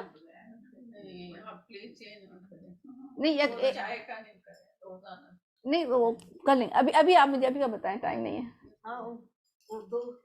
بس آپ چائے دے دیں، بس چپ کر دیا، چائے بنی ہوئی ہے، صرف چینی نہیں ڈلی ہوئی ہے، بس چپ کر کے چینی نہیں ڈلی ہوئی ہے۔ اب چپ کر کے نا بس ایسا پیتے نا، چائے بریک ہے، چینی نہیں ڈالی، ٹھیک ہے؟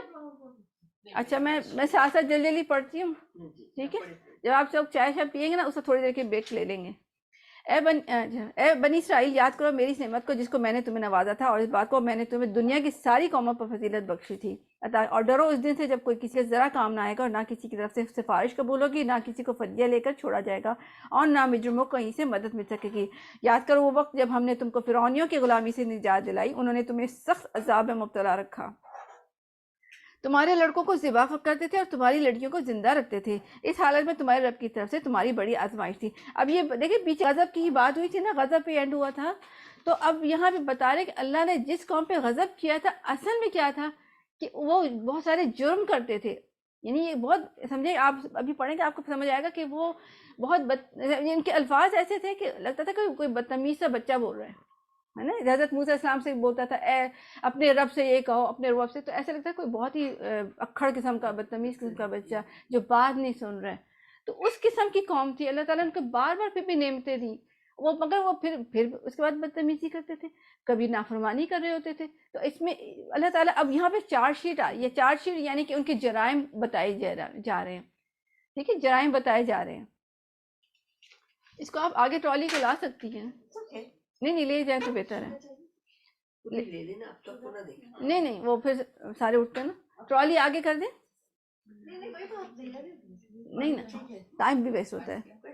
یاد کرو وقت جب ہم نے سمندر کو پھاڑ کر اچھا ابھی ہم چارج شیٹ ہے، یعنی کہ ان کے جرائم بتائے جا رہے ہیں کہ آپ نے کیا کیا جرم کیے تھے جس کی وجہ سے اللہ تعالیٰ غضبناک ہوئے، ٹھیک ہے؟ تو اب ہمارے ساتھ بھی سوچنے چاہیے کہ یہ جرم ہم تو نہیں کر رہے، اللہ نہ کرے ہمارے ساتھ اللہ پھر غضبناک تو نہیں ہوں گے، پھر وہ فیئر ہوگا، یعنی کہ اللہ تعالیٰ نے ہم پہ ظلم نہیں کیا ہوگا، ہم نے اپنے اوپر ظلم کیا ہوگا۔ تو یاد کرو وقت جب ہم نے فرعونیوں کو غلامی سے نجات بخشی، انہوں نے تمہیں سخت عذاب مبتلا کر رکھا تھا، تمہارے لڑکوں کو ذبح کرتے تھے، تمہاری لڑکیوں کو زندہ رکھتے تھے، اور اس حال میں تمہارے رب کی طرف تمہاری بڑی آزمائش تھی۔ یاد کر وہ وقت جب ہم نے سمندر پھاڑ کر تمہارے لیے راستہ بنایا، پھر اس نے تمہیں بخیریت گزار دیا، پھر وہیں تمہاری آنکھوں کے سامنے فرعونیوں کو غرقاب کر دیا، یعنی اللہ نے نعمت دی کہ ان کو نجات دلائی اور ان کے سامنے ان کے دشمن کو غرق کیا، اور وہ اتنے ناشکرے تھے کہ اس کے بعد بھی اللہ کے مطیع نہیں ہوئے. یاد رکھو جب ہم نے موسیٰ علیہ السلام کو 40 شبانہ روز کی قرارداد پہ بلایا تو ان کے پیچھے تم بچھڑے کو اپنا معبود بنا بیٹھے. اس وقت تم نے بڑی زیادتی کی مگر اس وقت بھی ہم نے تمہیں معاف کر دیا, شاید اب تم شکر گزار ہو. یعنی ہم جیسے بچے کو کہتے ہیں نا کہ دیکھو ہم نے تمہارا کتنا خیال رکھا تھا, اس وقت بھی یہ دیا تھا, اس وقت بھی تم نے ایسے ہی کہا تھا مگر میں نے تو کچھ بھی نہیں کہا. ہم کہتے ہیں نا اپنے بچوں سے یا کسی سے. اللہ تعالیٰ اس سے فرما رہے ہیں یاد کرو ٹھیک اس وقت جب تم پہ یہ ظلم کر رہے تھے ہم نے ایک موسیٰ علیہ السلام کو کتاب اور فرقان عطا کی تھی تاکہ تم اس کے ذریعے سے سیدھا راستہ پا سکو. یعنی ایک اور نعمت قرآن ہمارے آگے, ان کے لیے فرقان تھی, ہمارے لیے قرآن. اب ہم بھی یاد کریں, ٹھیک ہے. اور یاد کرو جب موسیٰ علیہ السلام نے یہ نعمت لیے ہوئے پلٹا تو اس نے کہا اس نے اپنی قوم سے کہا کہ لوگوں تم نے بچڑے کو معبود بنا کر اپنے اوپر سخت ظلم کیا ہے, لہذا تم لوگ اپنے خالق کے حضور توبہ کرو اور اپنی جانوں کو ہلاک کرو. اسی میں تمہارے خالق کے نزدیک تمہاری بہتری ہے. اس وقت تمہارے خالق نے تمہاری توبہ قبول کر لی اور وہ بڑا معاف کرنے والا, رحم فرمانے والا ہے. اب دیکھیں یہاں بھی اللہ نے معاف کیا مگر کیا ہوا کہ ان کو اپنی جانیں ضائع کرنی پڑی. جس نے نافرمانی کی تھی تو ان کو جانیں ضائع کرنی پڑی. ٹھیک ہے, اللہ تعالیٰ کے حکم سے دو باتیں آتی ہیں کہ ایسے میں کیا ہوا تھا, اس میں بچڑے کو معبود بنایا تھا تو اللہ تعالیٰ نے ان کو سزا یہ دی کہ اچھا اگر تم یہ کیا تو اگر آپ سوری کرنا چاہتے ہیں نا تو پھر کیا کرنا ہے. تو علماء کی دو رائے ہے. کسی نے کہا کہ سب نے ایک دوسرے سوسائڈ کیا, خودکشی کی, یعنی اپنے آپ کو خود ہی مار دیا. اور کسی نے کہا کہ نہیں, اصل میں یہ ہوا تھا کہ جنہوں نے نافرمانی کی تھی وہ آگے آ کے بیٹھ گئے تھے اور جنہوں نے جو صحیح لوگ تھے مسلمان سے انہوں نے پھر ان کو مارا تھا. اور ہزاروں لوگ مرے تھے اس میں, یعنی اندھیرے میں مارا تھا اور صبح جب ہوئی تو دیکھا کہ کافی لوگ مر چکے تھے. تو ہمیں اس سے ایک بات یہ پتہ چلتی کہ ان کی دیکھا معافی ہو گئی مگر اس تکلیف کے بعد. تو کبھی کبھی ہمارے ساتھ کیا ہوتا ہے, ہمارے پاس بھی تکلیفیں ہوتی ہیں, پریشانیاں ہوتی ہیں نا, تو گھبرایا نہ کریں, اس میں ہماری معافی بھی ہو رہی ہوتی ہے. یعنی یہ بعض تکلیفیں نعمتیں ہوتی ہیں, ٹھیک ہے, نعمتیں ہوتی ہیں, اس میں ہمیں موقع ملتا ہے, ہمیں اپنی سوچنے کا موقع ملتا ہے کہ ہم سے کیا غلطی ہوئی ہے. ہاں جی, درجات بلند ہوتے ہیں, گناہ جھڑتے ہیں. تو بہت ساری تکلیفیں اگر ہم یہ سوچ لیں نا کہ اس میں ہمارے درجات بلند ہونے, گناہ جھڑنے ہیں, اور میں نے یہ بھی سوچنا ہے کہ میں نے کیا کیا ہے جس کی وجہ سے یہ ہو رہا ہے, اور پھر میں اپنی اصلاح کروں, تو یہ نعمت ہوتی ہے. تو بعض تکلیفیں نعمتیں ہوتی ہیں, اس کے ذریعے ہماری اصلاح ہو رہی ہوتی ہے. زیادہ انسان جاتا ہی تب اور ٹف بھی ہو جاتا ہے, آسانیوں اور خوشیوں میں. ہاں آزمائش ہے نا, تو اور انسان ٹف بھی ہو جاتا ہے. ٹھیک ہے, بچوں کو دیکھیں انہیں ہم نے کتنا پلایا ہوا ایسے کہ وہ ان کو تکلیف ہی نہیں ہوتی, مگر جب پلایا ہوا اس طرح کہ ان کو تکلیف ہی نہیں ہوتی, مگر اسی میں پھر کیا ہوتا ہے کہ بہت سارے بچے سوسائڈ بھی کر لیتے ہیں کیونکہ ان کو سیکھا ہی نہیں ہے کہ اس طرح تکلیف کو برداشت کیا جاتا ہے.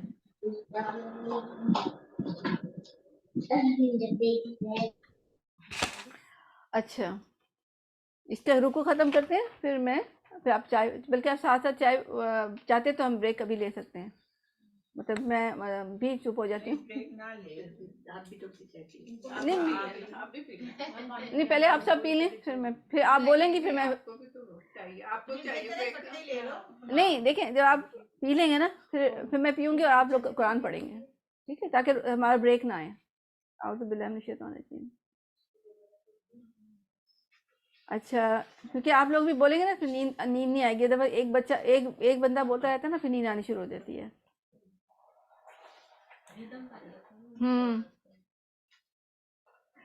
اب ہم کہاں تھے؟ ہاں جی, اب آگے پڑھنا ہے. یاد کرو جب تم نے موسیٰ السلام سے کہا تھا کہ ہم تمہارے کہنے پہ ہرگز یقین نہ کریں گے جب تک اپنی آنکھوں سے اعلانیہ خدا کو تم سے کلام کرتے نہ دیکھ لیں. دیکھیں یہ کس طرح بول رہے ہیں نا, مجھے لگ رہا ہے جیسے کہ بھائی واقعی بدتمیز قسم کا بچہ دماغ میں آ رہا ہے.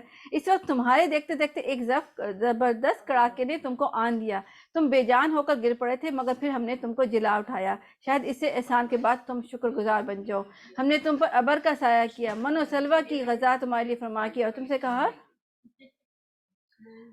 جو پاک چیزیں ہم نے تمہیں بخشی ہیں انہیں کھاؤ, مگر تمہارے اسلاف نے جو کچھ کیا ہم ان پر ظلم نہیں کیا بلکہ انہوں نے آپ ہی اپنے اوپر ظلم کیا تھا.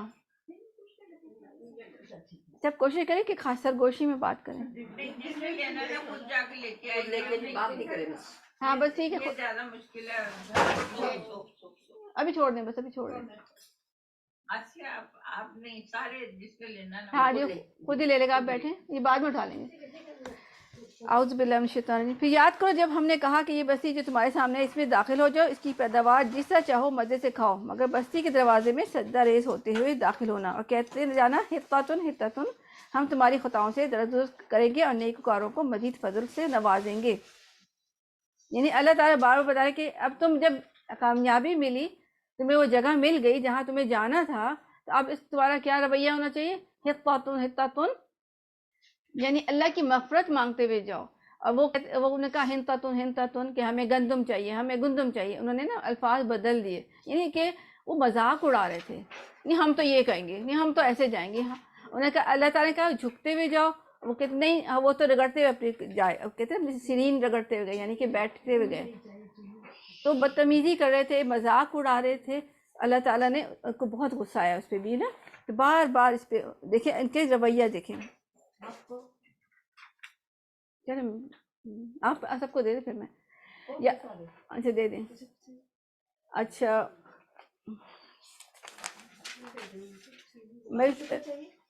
وہ ڈسٹربنس ہے۔ ایک میں سجیشن دینا چاہ رہی ہوں میں، میرا تو وہ اس میں کوئی وہ نہیں ہے پرابلم ہے سچ ایکچولی۔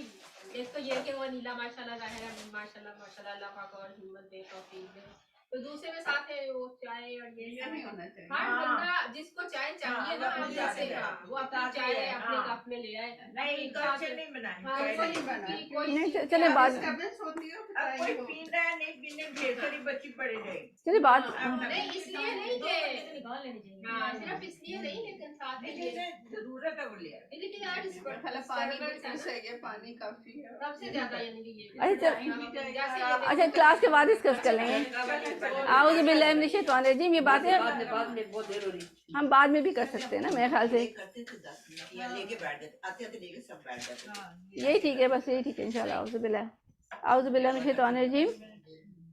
یاد کر جب ہم نے موسیٰ السلام کو 40 شبانہ روز کی قرارداد پر بلایا تو اس کے پیچھے تم بچڑے کو اپنا معبود بنا بیٹھے، اس وقت تم نے بڑی زیادتی کی تھی، مگر اس پر بھی ہم نے تمہیں معاف کر دیا، شاید تم کو شکر گزار بنو۔ دیکھیں بار بار اللہ کہہ رہے ہیں کہ سب کام کا اینڈ میں کیا کہے، تاکہ شاید کہ تم شکر گزار بنو، یعنی اللہ تعالیٰ سب کچھ معافی کیوں کرتے ہیں؟ تاکہ ہم شکر گزار بن جائیں۔ معافی کا مقصد کیا ہے؟ شکر گزاری، ہمیں شکر گزار ہونا ہے۔ اور شکر گزار کیا ہوتا ہے؟ زبان سے، دل سے اور عمل سے۔ زبان سے شکر ادا کرنا، شکر الحمدللہ اتنی مصیبت تھی بچ گئے، الحمدللہ اللہ نے بچا لیا۔ اب دل سے مطلب دل سے بھی سوچنا، زبان سے بھی، پھر عمل سے کہ اس کے بعد ہم اپنی اصلاح کر لیں، ٹھیک ہے؟ تو صرف یہ نہیں شکر شکر الحمدللہ الحمدللہ الحمدللہ، نو، اس کے بعد عمل کر کے بتائیں۔ یاد کرو ٹھیک اس وقت جب ہم تم پر ظلم کر رہے تھے، ہم نے موسیٰ کو کتاب اور فرقان عطا کی تاکہ تم اس کے ذریعے سے سیدھا راستہ پا سکو۔ یاد کرو جب موسیٰ السلام نے یہ نعمت لیے پلٹا تو اس نے اپنی قوم سے کہا، لوگوں تم نے بچڑے کو معبود بنا کر اپنے اوپر ظلم کیا، لہذا تم اپنے خالق کے حضور توبہ کرو، اپنے جانوں کو ہلاک کرو۔ اب میں دوبارہ پڑھ رہے ہیں، اسی میں تمہارے خالق کے نزدیک تمہاری بہتری ہے، اور اس میں تمہارا خالق نے تمہاری توبہ قبول کر لی، وہ بڑا معاف فرمانے والا اور رحم فرمانے والا ہے۔ آیت نمبر 55، یاد کرو جب تم نے موسیٰ سے کہا کہ ہم تمہارے کہنے پر ہرگز نہ کریں گے جب تک کہ اپنی آنکھوں سے اعلانیہ خدا کو تم سے کلام کرتے نہ دیکھیں۔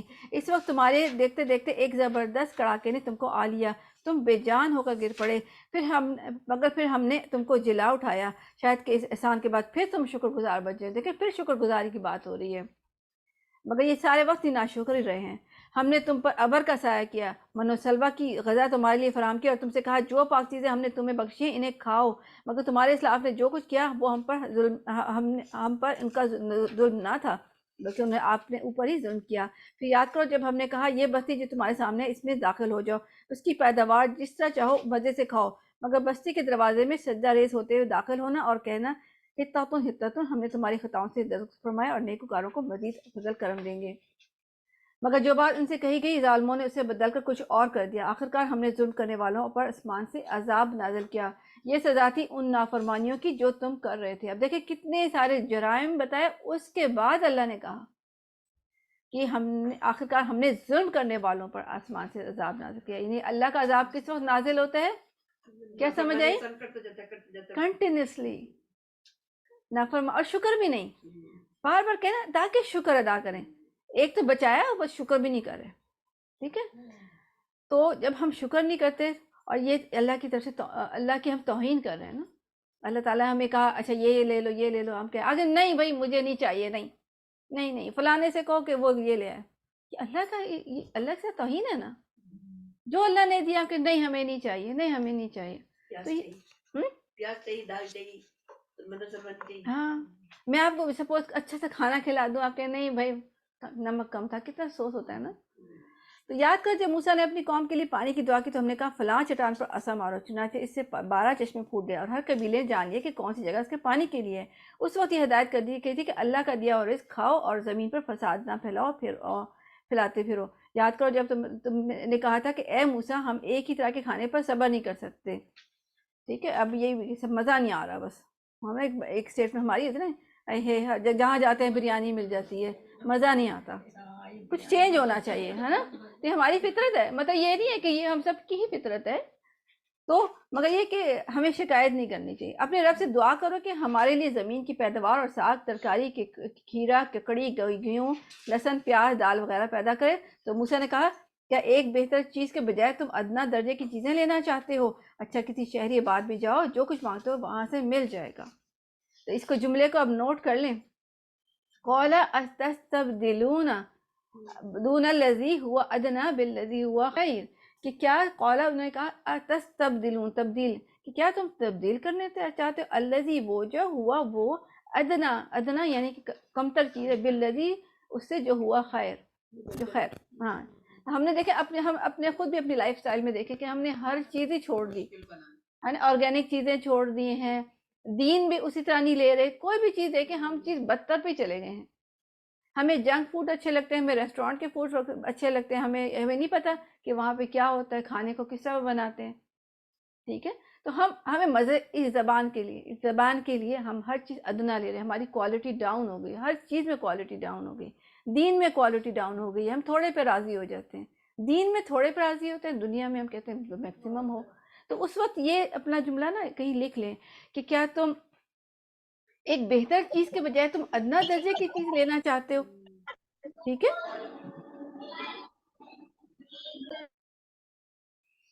اچھا کسی شہری آباد بھی جاؤ، جو کچھ مانگتے ہو وہاں مل جائے گا. ٹھیک ہے، اب ہمارے لیے بھی یہ ہے کہ ہمیں یہ سب کچھ ہر جگہ ملے گا مگر دین نہیں ملے گا، اللہ کی رضا نہیں ملے گی ان چیزوں میں اگر ہم ان چیزوں میں گم جائیں. اور یہ دیکھیں کسی بھی قوم کے زوال کی اللہ تعالیٰ نے ایسی ککڑی وغیرہ کی بات نہیں کی. کسی قوم کا زوال کا ایک سائن یہ بھی ہوتا ہے کہ وہ نان سیریس ایٹیٹیوڈ ہو جاتا ہے، کھانے پینے میں ریسٹورینٹ ادھر ادھر جا رہے ہیں. تو ہمارے قوم کا زوال بھی یہی ہے کہ ہم ادنا پہ راضی ہو گئے ہیں. ٹھیک ہے نا، ادنا پہ راضی ہو گئے، نمازیں ضائع ہو رہی کوئی بات نہیں، چلو آگے پڑھ کے پڑھ لیں گے، پیچھے پڑھ لیں گے، ایسا کر لیں گے، ہم نے ریسٹورینٹ جانا ہے، ہم نے یہ کرنا ہے. ہم تھوڑے پہ راضی ہو گئے ہیں. ٹھیک ہے، تو تھوڑے پہ راضی ہو گئے. پھر آخرکار نوبت یہاں تک پہنچے کہ ذلت و خواری اور پستی اور بدحالی ان پر مسلط ہو گئی. اب دیکھیں یہ ہم سب ہماری قوم مسلمانوں کی قوم جو کہہ رہی ہیں، دنیا میں جتنی بھی قوم ہے مسلمانوں کی، ان کے پاس کیا ذلت نہیں رہی، خواری نہیں ہو گئی، بدحال نہیں ہو گئے، ہے نا. کیسے حکمران ہمارے اوپر آ گئے، حکمران بھی تو ہم میں سے اٹھ کے آئے ہیں. ٹھیک ہے، کوئی اور ایلینس نہیں ہے. تو وہ ان کی کوالٹی کیوں خراب ہوئی؟ وہ ہمارے بچے ہی تو تھے، ہم سبوں کے بچے تھے، ہم سبوں کے بہن بھائی تھے، ہمارے ہی خاندان سے نکل کے گئے ہیں. تو ہم ان کو بلیم کرتے ہیں. سب سے پہلے تو ہم دیکھیں یہ ہم سے ہی اٹھ کے گئے ہیں، ہم جو تھے وہ وہی ہیں. تو یہ کوالٹی ہر چیز کی خراب ہو گئی ہے.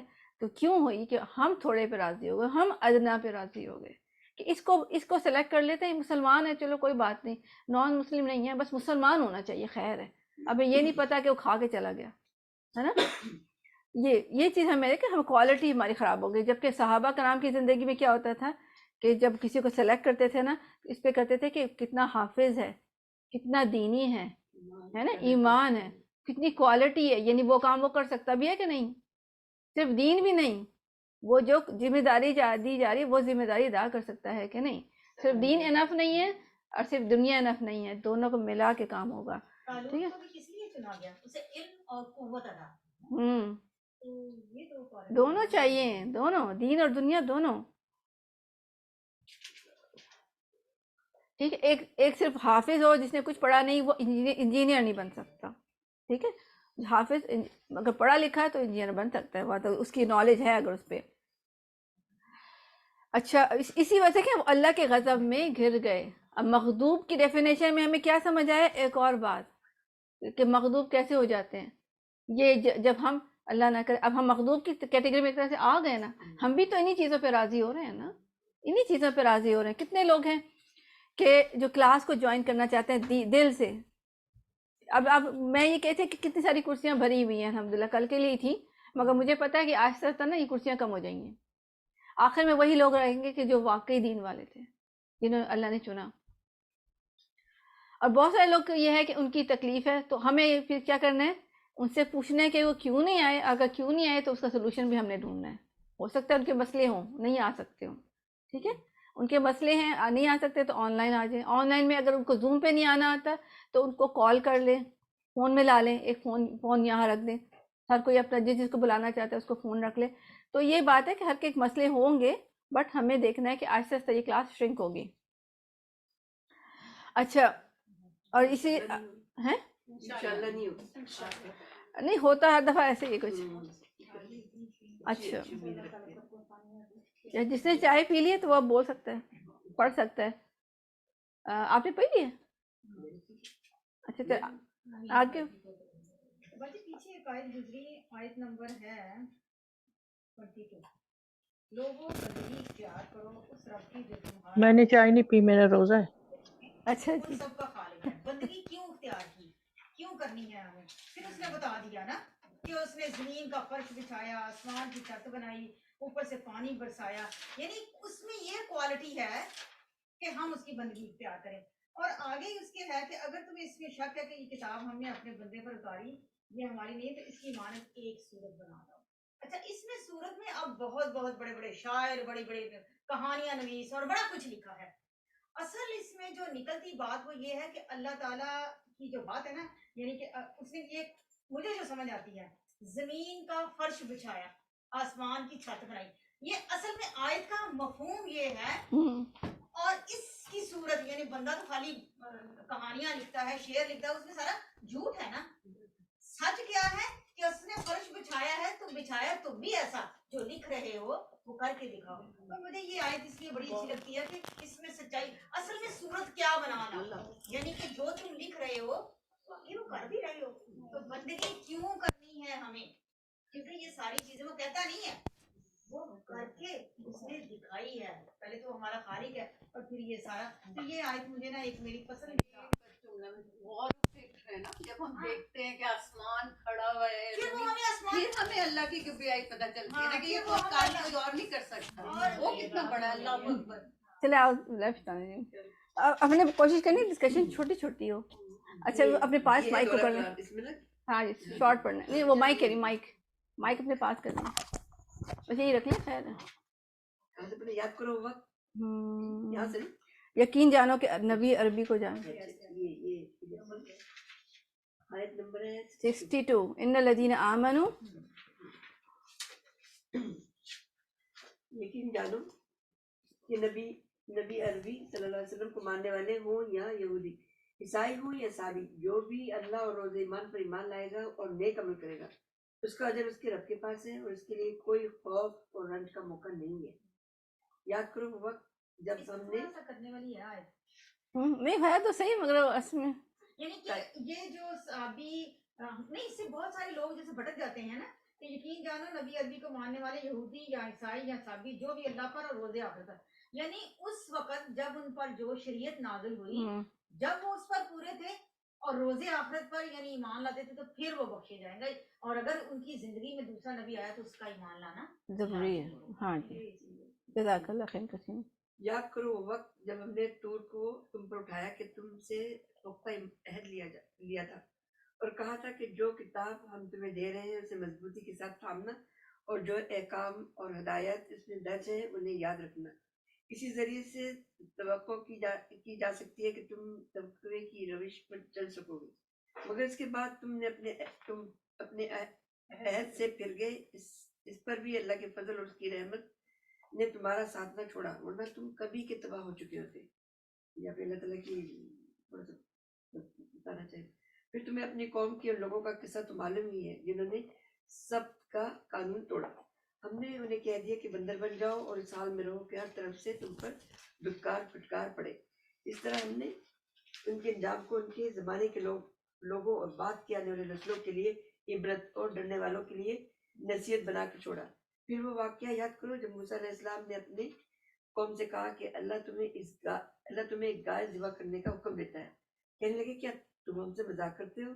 मूसा ने कहा मैं इससे खुदा की पनाह मांगता हूँ कि जाहिलों की सी बातें करूँ।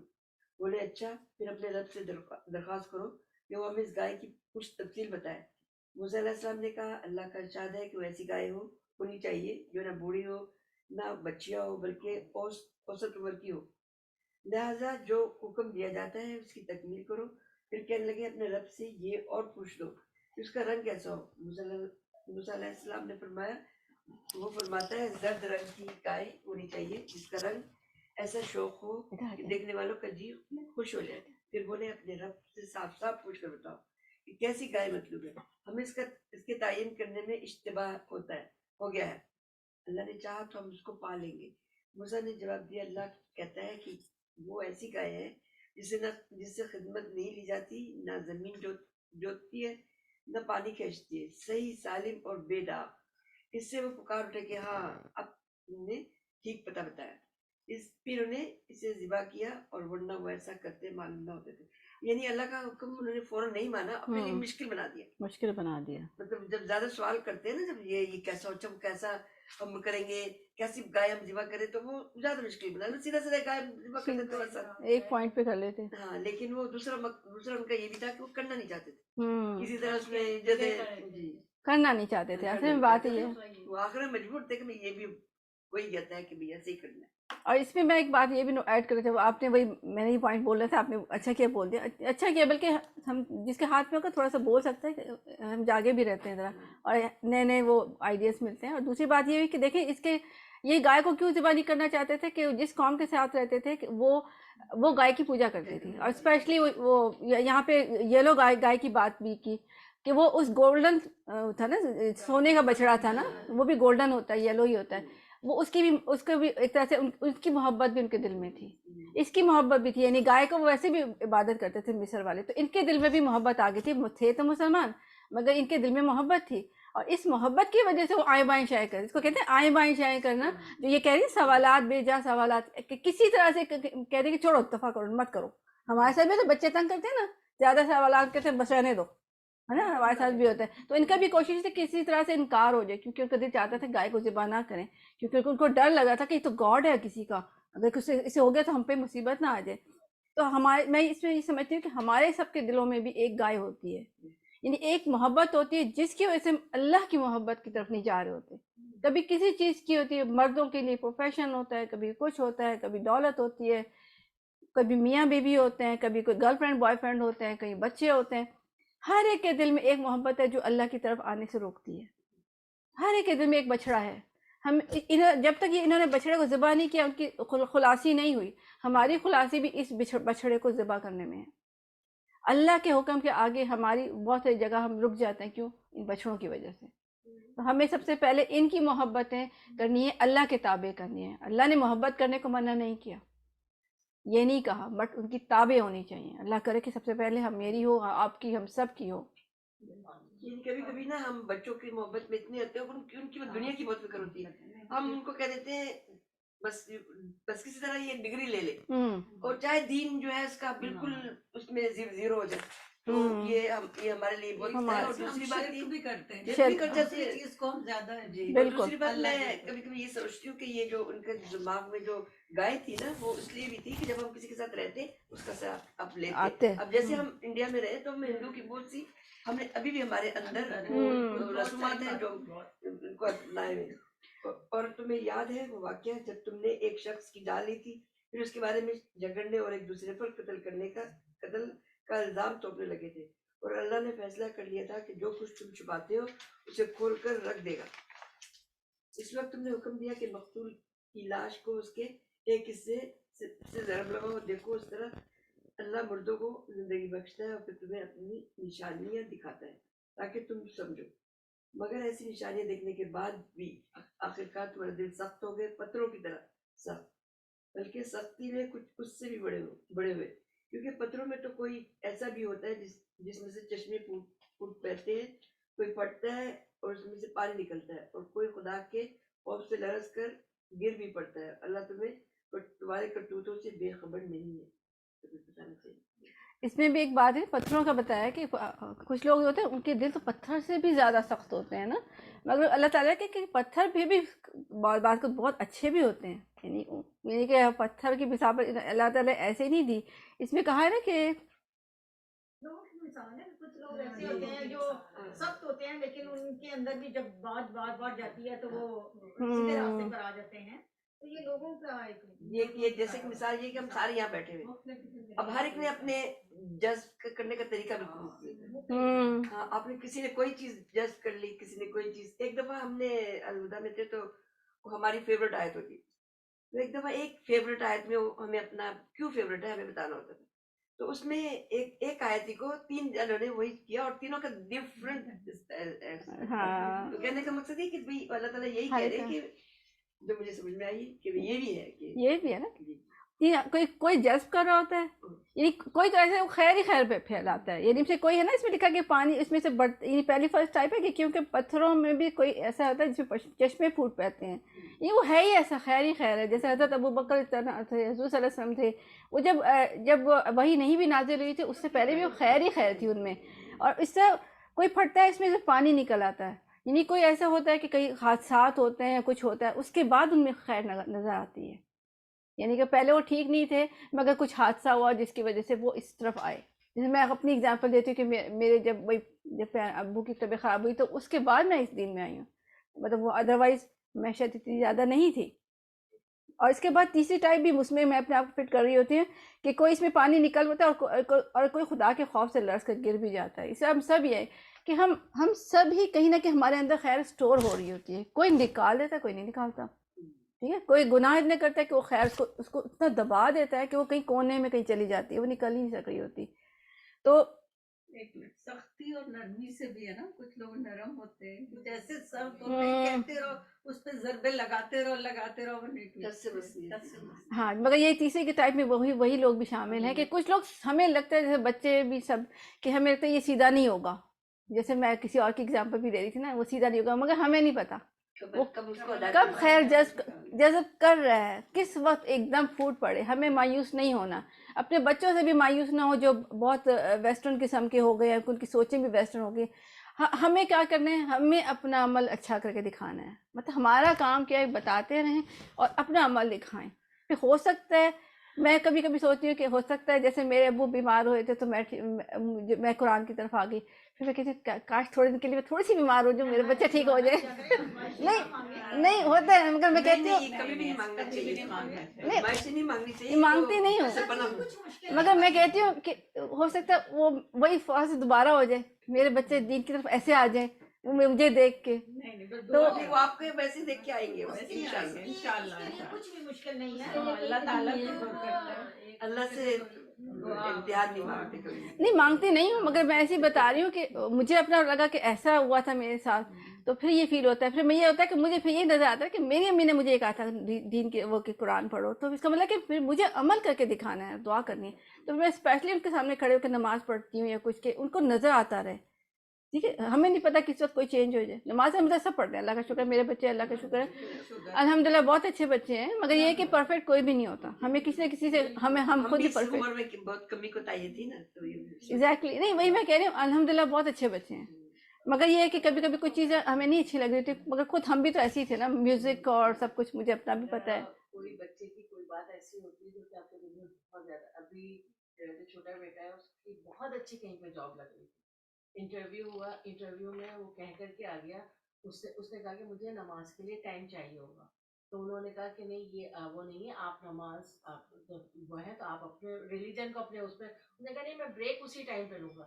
خیر بہرحال اس طرح سے باتیں اس کے بعد پھر انہوں نے کہا کہ نہیں ہم اس کی پرمیشن ہے، یہ منع کر کے آ گیا. پھر آ کے کہہ رہا ہے ماما آپ کو افسوس تو ہوگا کیونکہ بہت اچھی جاب تھی، آپ کو افسوس تو ہوگا. مگر میں نے کہا بیٹا مجھے کس چیز کا افسوس ہوگا، دنیا تھوڑی ہے بیٹا. ہاں صحیح بات دنیا پیسہ بہتر تھوڑی دے ہے. گا. افسوس کیوں ہوگا؟ میں نے کہا بہت مجھے خوشی ہوئی تمہاری وہ دیکھ کے کہ الحمدللہ تم نے اتنی اہمیت دی اس کو. الحمدللہ. اور پھر اللہ اور سے اے مسلمانوں، اب کیا ان لوگوں سے تم توقع رکھتے ہو کہ یہ تمہاری دعوت پر ایمان لے آئیں گے؟ حالانکہ ان میں سے ایک گروہ کا یہ شیوا یہ رہا ہے کہ اللہ کا کلام سنا اور پھر خوب سمجھ بوجھ کر دانستہ اس میں تحریر کی. محمد رسول اللہ صلی اللہ علیہ وسلم اللہ پر ایمان لانے والوں سے ملتے ہیں تو کہتے ہیں ہم بھی انہیں مانتے ہیں، اور جب آپس میں ایک دوسرے سے تخلیہ میں بات چیت کرتے ہیں تو کہتے ہیں بیوقوف ہو گئے ہو، ان لوگوں کو یہ بات بتاتے ہو جو اللہ نے تم پر کھولی ہے تاکہ تمہارے رب کے پاس تمہارے مقابلے میں انہیں حجت میں پیش کریں. اور کیا یہ جانتے نہیں ہیں جو جانتے نہیں ہیں کہ جو کچھ یہ چھپاتے ہیں اور جو کچھ ظاہر کرتے ہیں اللہ کو سب باتوں کی خبر ہے. ان میں سے ایک دوسرا گروہ امیوں کا ہے جو کتاب کا علم نہیں رکھتے نہیں، بس اپنی بے بنیاد امیدوں اور آرزوؤں کو لیے بیٹھے ہیں اور محض وہم و گمان پر چلے جا رہے ہیں. بس ہلاکت اور تباہی ہے ان لوگوں کے لیے جو اپنے ہاتھوں سے شرع کا نوشتہ لکھتے ہیں. اب کچھ منافقوں کی یہ بات ہو رہی ہے. اللہ تعالیٰ آپ پڑھیں. پھر لوگوں سے کہتے ہیں کہ یہ اللہ کے پاس سے آیا ہوا ہے تاکہ اس کے معاوضے میں تھوڑا سا فائدہ حاصل کر لیں. ان کے ہاتھوں کا یہ لکھا ہوا بھی ان کے لیے تباہی کا سامان ہے، ان کی یہ کمائی بھی ان کے لیے موجب ہلاکت ہے. وہ کہتے ہیں کہ دوزخ کی آگ ہمیں ہرگز چھونے والی نہیں الا یہ کہ چند روز کی سزا مل جائے تو مل جائے. ان سے پوچھو کیا تم نے اللہ سے کوئی عہد لے لیا ہے جس کی خلاف ورزی وہ نہیں کر سکتا؟ یا بات یہ ہے کہ تم اللہ کے ذمے ڈال کر ایسی باتیں کہہ دیتے ہو جس کے متعلق تمہیں علم نہیں ہے کہ اس نے ان کا ذمہ لیا ہے. آخر تمہیں دوزخ کی آگ کیوں نہ چھوئے گی؟ جو بھی بدی کمائے گا وہ اپنی خطا کاری کے چکر میں پڑا رہے گا.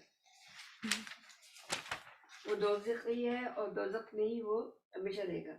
اور یہ لوگ ایمان لائیں گے اور نیک عمل کریں گے وہی جنتی ہیں اور جنت میں ہمیشہ رہیں گے. یاد کرو اسرائیل کی اولاد سے ہم نے پختہ عہد لیا تھا کہ اللہ کے سوا کسی کی عبادت نہ کرنا، ماں باپ کے ساتھ، رشتہ داروں کے ساتھ، یتیموں کے ساتھ، مسکینوں کے ساتھ نیک سلوک کرنا، لوگوں سے بھلی بات کہنا، نماز قائم کرنا، زکوٰۃ دینا.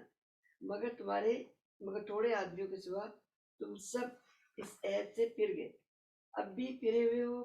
پھر ذرا یاد کرو ہم نے تم سے عہد لیا تھا کہ آپس میں ایک دوسرے کا خون نہ بہانا، نہ ایک دوسرے کو گھر سے بے گھر کرنا. تم نے اس کا اقرار کیا تھا، تم خود اس پر گواہ ہو. مگر آج وہی ہوا کہ اپنے بھائی بندوں کو قتل کرتے ہو، اپنی برادری کے کچھ لوگوں کو بے خانمہ کر دیتے ہو، ظلم اور زیادتی کے ساتھ ان کے خلاف جدے بندیاں کرتے ہو. اور جب یہ لڑائی میں پکڑے ہوئے تمہارے پاس آتے ہیں تو ان کی رہائی کے لیے فدیے کا لین دین کرتے ہو، حالانکہ انہیں ان کے گھروں سے نکالنا ہی سرے سے تم پر حرام تھا. تو کیا تم کتاب کے ایک حصے پر ایمان لاتے ہو اور دوسرے حصے کے ساتھ کفر کرتے ہو؟ یہ ہمارا وطیہ ہے.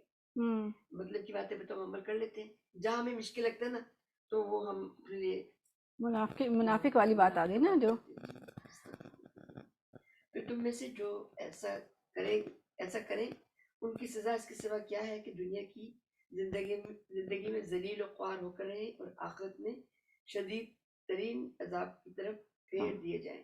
اللہ ان کی حرکات سے بے خبر نہیں ہے جو تم کر رہے ہو. اور یہ وہ لوگ ہیں جنہوں نے آخرت بیچ کر دنیا کی زندگی خرید لی، لہذا یہ ان کی سزا میں کوئی تخفیف ہوگی اور نہ انہیں کوئی مدد پہنچ سکے گی. ہم نے موسیٰ کو کتاب اور پڑھ لیں. آپ کو اور پڑھ لیں. جی آپ پڑھ لیں. ہم نے موسیٰ کو کتاب دی، اس کے بعد پے رسول بھیجے اور آخر کار عیسیٰ ابن مریم کو روشن نشانیاں دے کر بھیجا اور روح پاک سے اس کی مدد کی.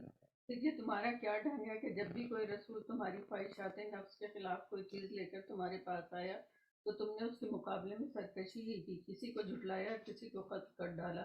وہ کہتے ہیں ہمارے دل محفوظ ہیں.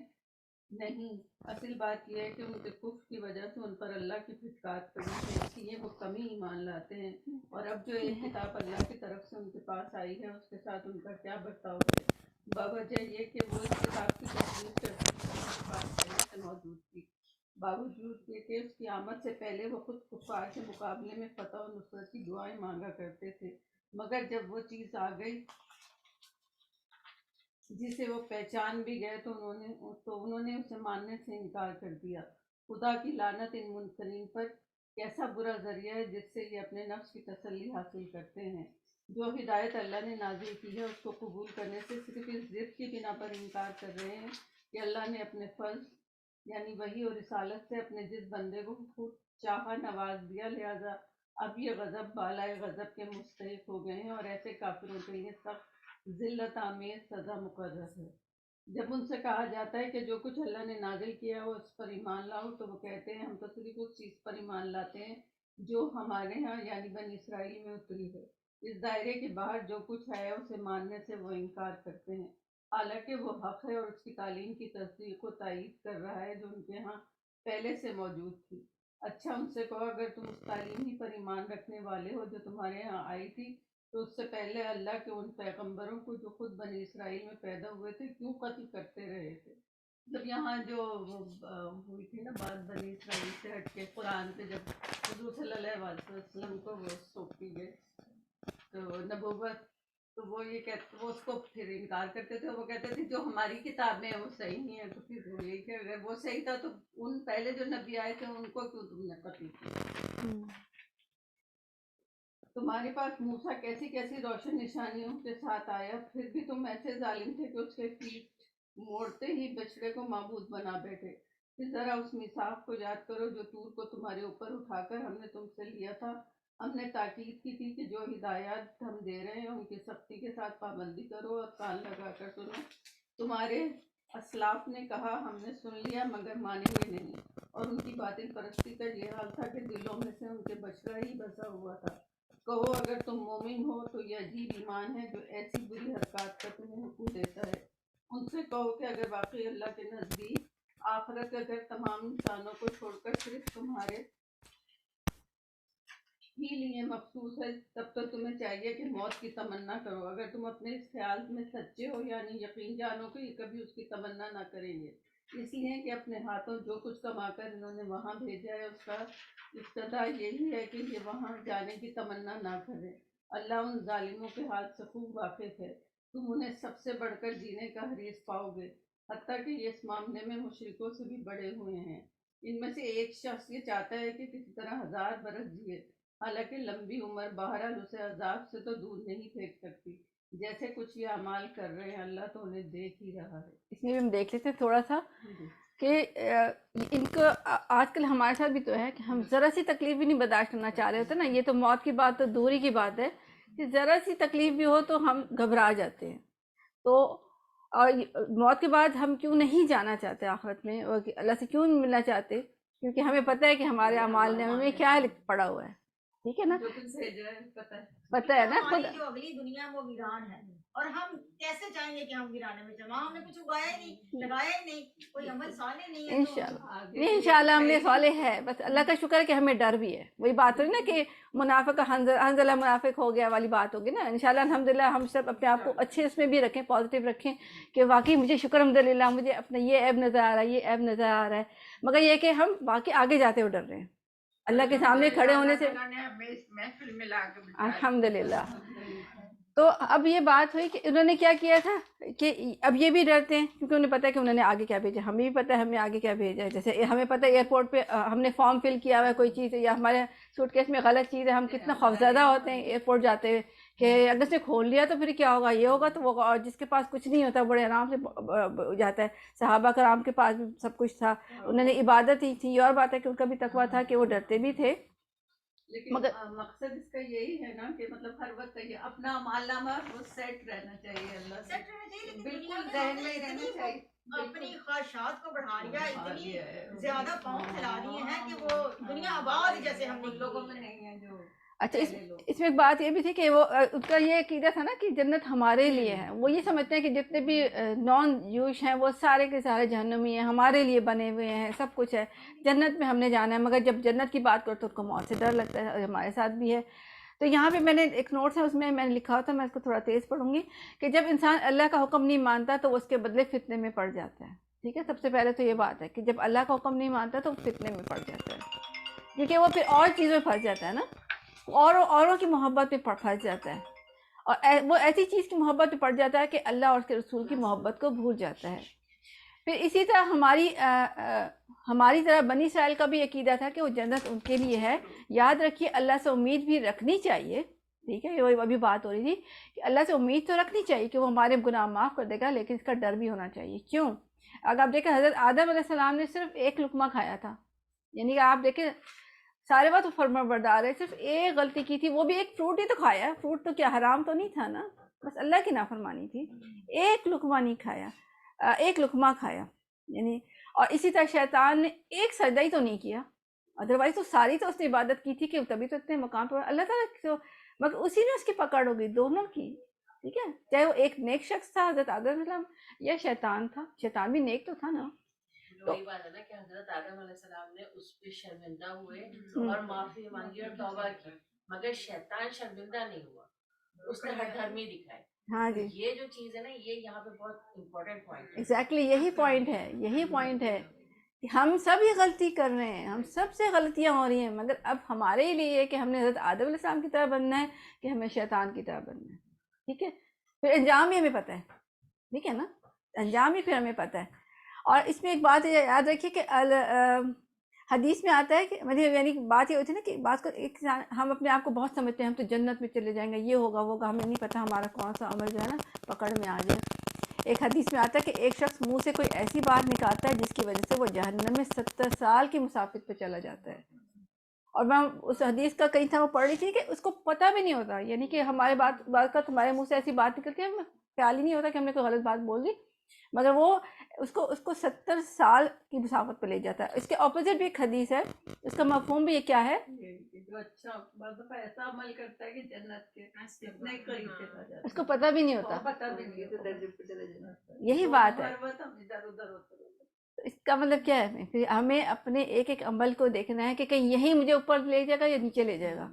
یعنی ہر وقت ہر انسان ایک آزمائش میں ہے, ہم ہیں ایگزامینیشن روم میں, ہر وقت دیکھنا ہے اب میں نے کیا کرنا ہے. اب یہ اریزر سے میں مٹا بھی سکتی ہوں, اٹھا کے ایسے بھی مار سکتی ہوں, کسی کو ہرٹ بھی کر سکتی ہوں, اس میں تو کچھ نہیں ہے, اصل میں میرے پاس ہے. نبی صلی اللہ علیہ وسلم نے کہا کہ مومن خوف اور امید کے درمیان چلتا ہے, بالکل بالکل یہی بات ہے نا. وقت رہے اور امید بھی ہر وقت. یہی تقویٰ بھی ہے. ایک چیز چھوڑ دی تو آپ اور پھر توبہ کا تو کھلا ہی ہے, توبہ کا راستہ کھلا ہے. اور پھر یہ کہ ہمیں پھر اتنا یہ نہیں کر کے ہم تو جنت میں جائیں گے, فلانا جہنم میں جائے گا, اس کا جو وہ ہے نا وہ ایسا کرتا ہے, وہ ایسی کرتی ہے, تو ہمیں یہ نہیں سیکھتا. ہم نے دیکھا وہ کہتے ہیں انگلیاں اس طرح کر رہی ہوں, باقی میری طرف ہے نا, ہم کیا کرتے ہیں ہمارا ایسے ہوتا ہے کچھ, یعنی کہ اپنی طرف کم دیکھتے ہیں, دوسری طرف زیادہ دیکھتے ہیں, جبکہ ایکچولی کیا ہے, ہونا کیا چاہیے, اس کی طرف تھوڑا دیکھے بندہ, اپنی طرف زیادہ, اپنے اندر تلاش کریں. اصل میں انیلا جیسے یہودیوں کا تھا نا کہ ہم جنتی ہیں, تو اگر میں اجتماعیت کی بات کروں تو موسٹلی ہمارا کیا کہ ہم امت محمدیہ, ہاں جی, اس لیے ہم تو بخشے گشائے چاہے ہم جو مرضی کر لیں نا, تو یہ عقیدہ ہمارے اندر بھی ہے ایکچولی. الحمدللہ اس کی ہمیں سمجھ آئی جب ہم نے قرآن پڑھا, لیکن موسٹلی لوگوں کو دیکھیں تو یہ کہتے ہیں ہم امت محمدیہ میں سے بخشے جائیں گے. کافر تو کتنے ہیں سارے, ان کے لیے دو بڑھ جانی ہے عام اتنے. ہاں جی, سے بات فاطمہ کو اللہ تعالیٰ نے کہا ہاں ہے فاطمہ ہے پھوپھی جان, میں وہاں کسی کام نہیں آؤں گا. تو ہمیں کیا کرنا چاہیے, ہمیں اپنی غلطیوں کا اعتراف کرتے رہنا چاہیے, جو جان کر کے کو ان جانے میں سب کو بھی معافی مانگنی چاہیے. یعنی اس لیے دیکھیں ہمیں استغفار کرنے کا بھی کہا گیا ہے فل ٹائم, کیونکہ ہمیں پتہ ہی نہیں ہم کب غلطی کر جاتے ہیں, اور کبھی کبھی ہم نیکی تو کر رہے ہیں مگر اس لیول کی نہیں کر رہے ہیں, وہ بھی غلطی ہوتی ہے, ضائع کرتے جائیں. پتہ ہی نہیں چلا جی ہم تو غیبت کر دی جا کر کہیں, ایگزیکٹلی نا, کسی کو برا کر دیا, اپنے آپ کو کنٹرول کرنا بھائی, کہ آپ چپ رہیں, بولے تو اچھی بات بولے ورنہ چپ رہیں. ہاں جی, میرا تو خیال ہے چپ ہی رہے, چپ ہی رہتے اور اچھی بات بتائیں, اچھی بات بولیں. اچھا اب کوشش کرتے ہیں کہ کہاں تک ختم ہوگا. ایک منٹ دیکھ لوں کہاں تک ثلاثہ تک پڑھ لیں. اس لاسا تک کر لیتے ہیں, کچھ تو ایک پارا اگر روز نہیں کریں گے تو کیسے. نہیں, شروع کے سپارے آلویز ایسے ہوتے ہیں, شروع میں آلویز ایسے ہوتے ہیں, آ کے میں پاس ہو جاتی ہے, مطلب اجلاس بہت دور ہے. نہیں ہو جائے گا انشاءاللہ, فکر نہیں کریں, ہر دفعہ ہی ہوتا ہے. چلیے آپ کر لیتے, میں پڑھ دوں. ان سے کہو جو کوئی جبریل سے عداوت رکھتا ہو اسے معلوم ہونا چاہیے کہ جبریل نے اللہ ہی کے علم سے یہ قرآن تمہارے قلب پر نازل کیا ہے. جو پہلے آئی ہوئی کتابوں کی تصدیق کو تاکید کرتا ہے اور ایمان لانے والوں کے لیے ہدایت اور کامیابی کی بشارت بن کر آیا ہے. اگر جبریل سے ان کی عداوت کا سبب یہی ہے تو کہہ دو کہ جو اللہ اور اس کے فرشتوں اور اس کے رسولوں اور جبریل اور میکائیل کے دشمن ہے، اللہ ان کافروں کا دشمن ہے. ہم نے تمہاری طرف ایسی آیت نازل کی ہے جو صاف صاف حق کا اظہار کرنے والی ہیں، اور ان کی پیروی سے صرف وہی لوگ انکار کرتے ہیں جو فاسق ہیں. کیا ہمیشہ ایسا ہی نہیں ہوتا رہا ہے کہ جب انہوں نے کوئی عہد کیا تو ان میں سے ایک نہ ایک گروہ نے اسے ضروری بالائے طاق رکھ دیا، بلکہ ان میں سے اکثر ایسے ہی ہیں جو سچے دل سے ایمان نہیں لاتے.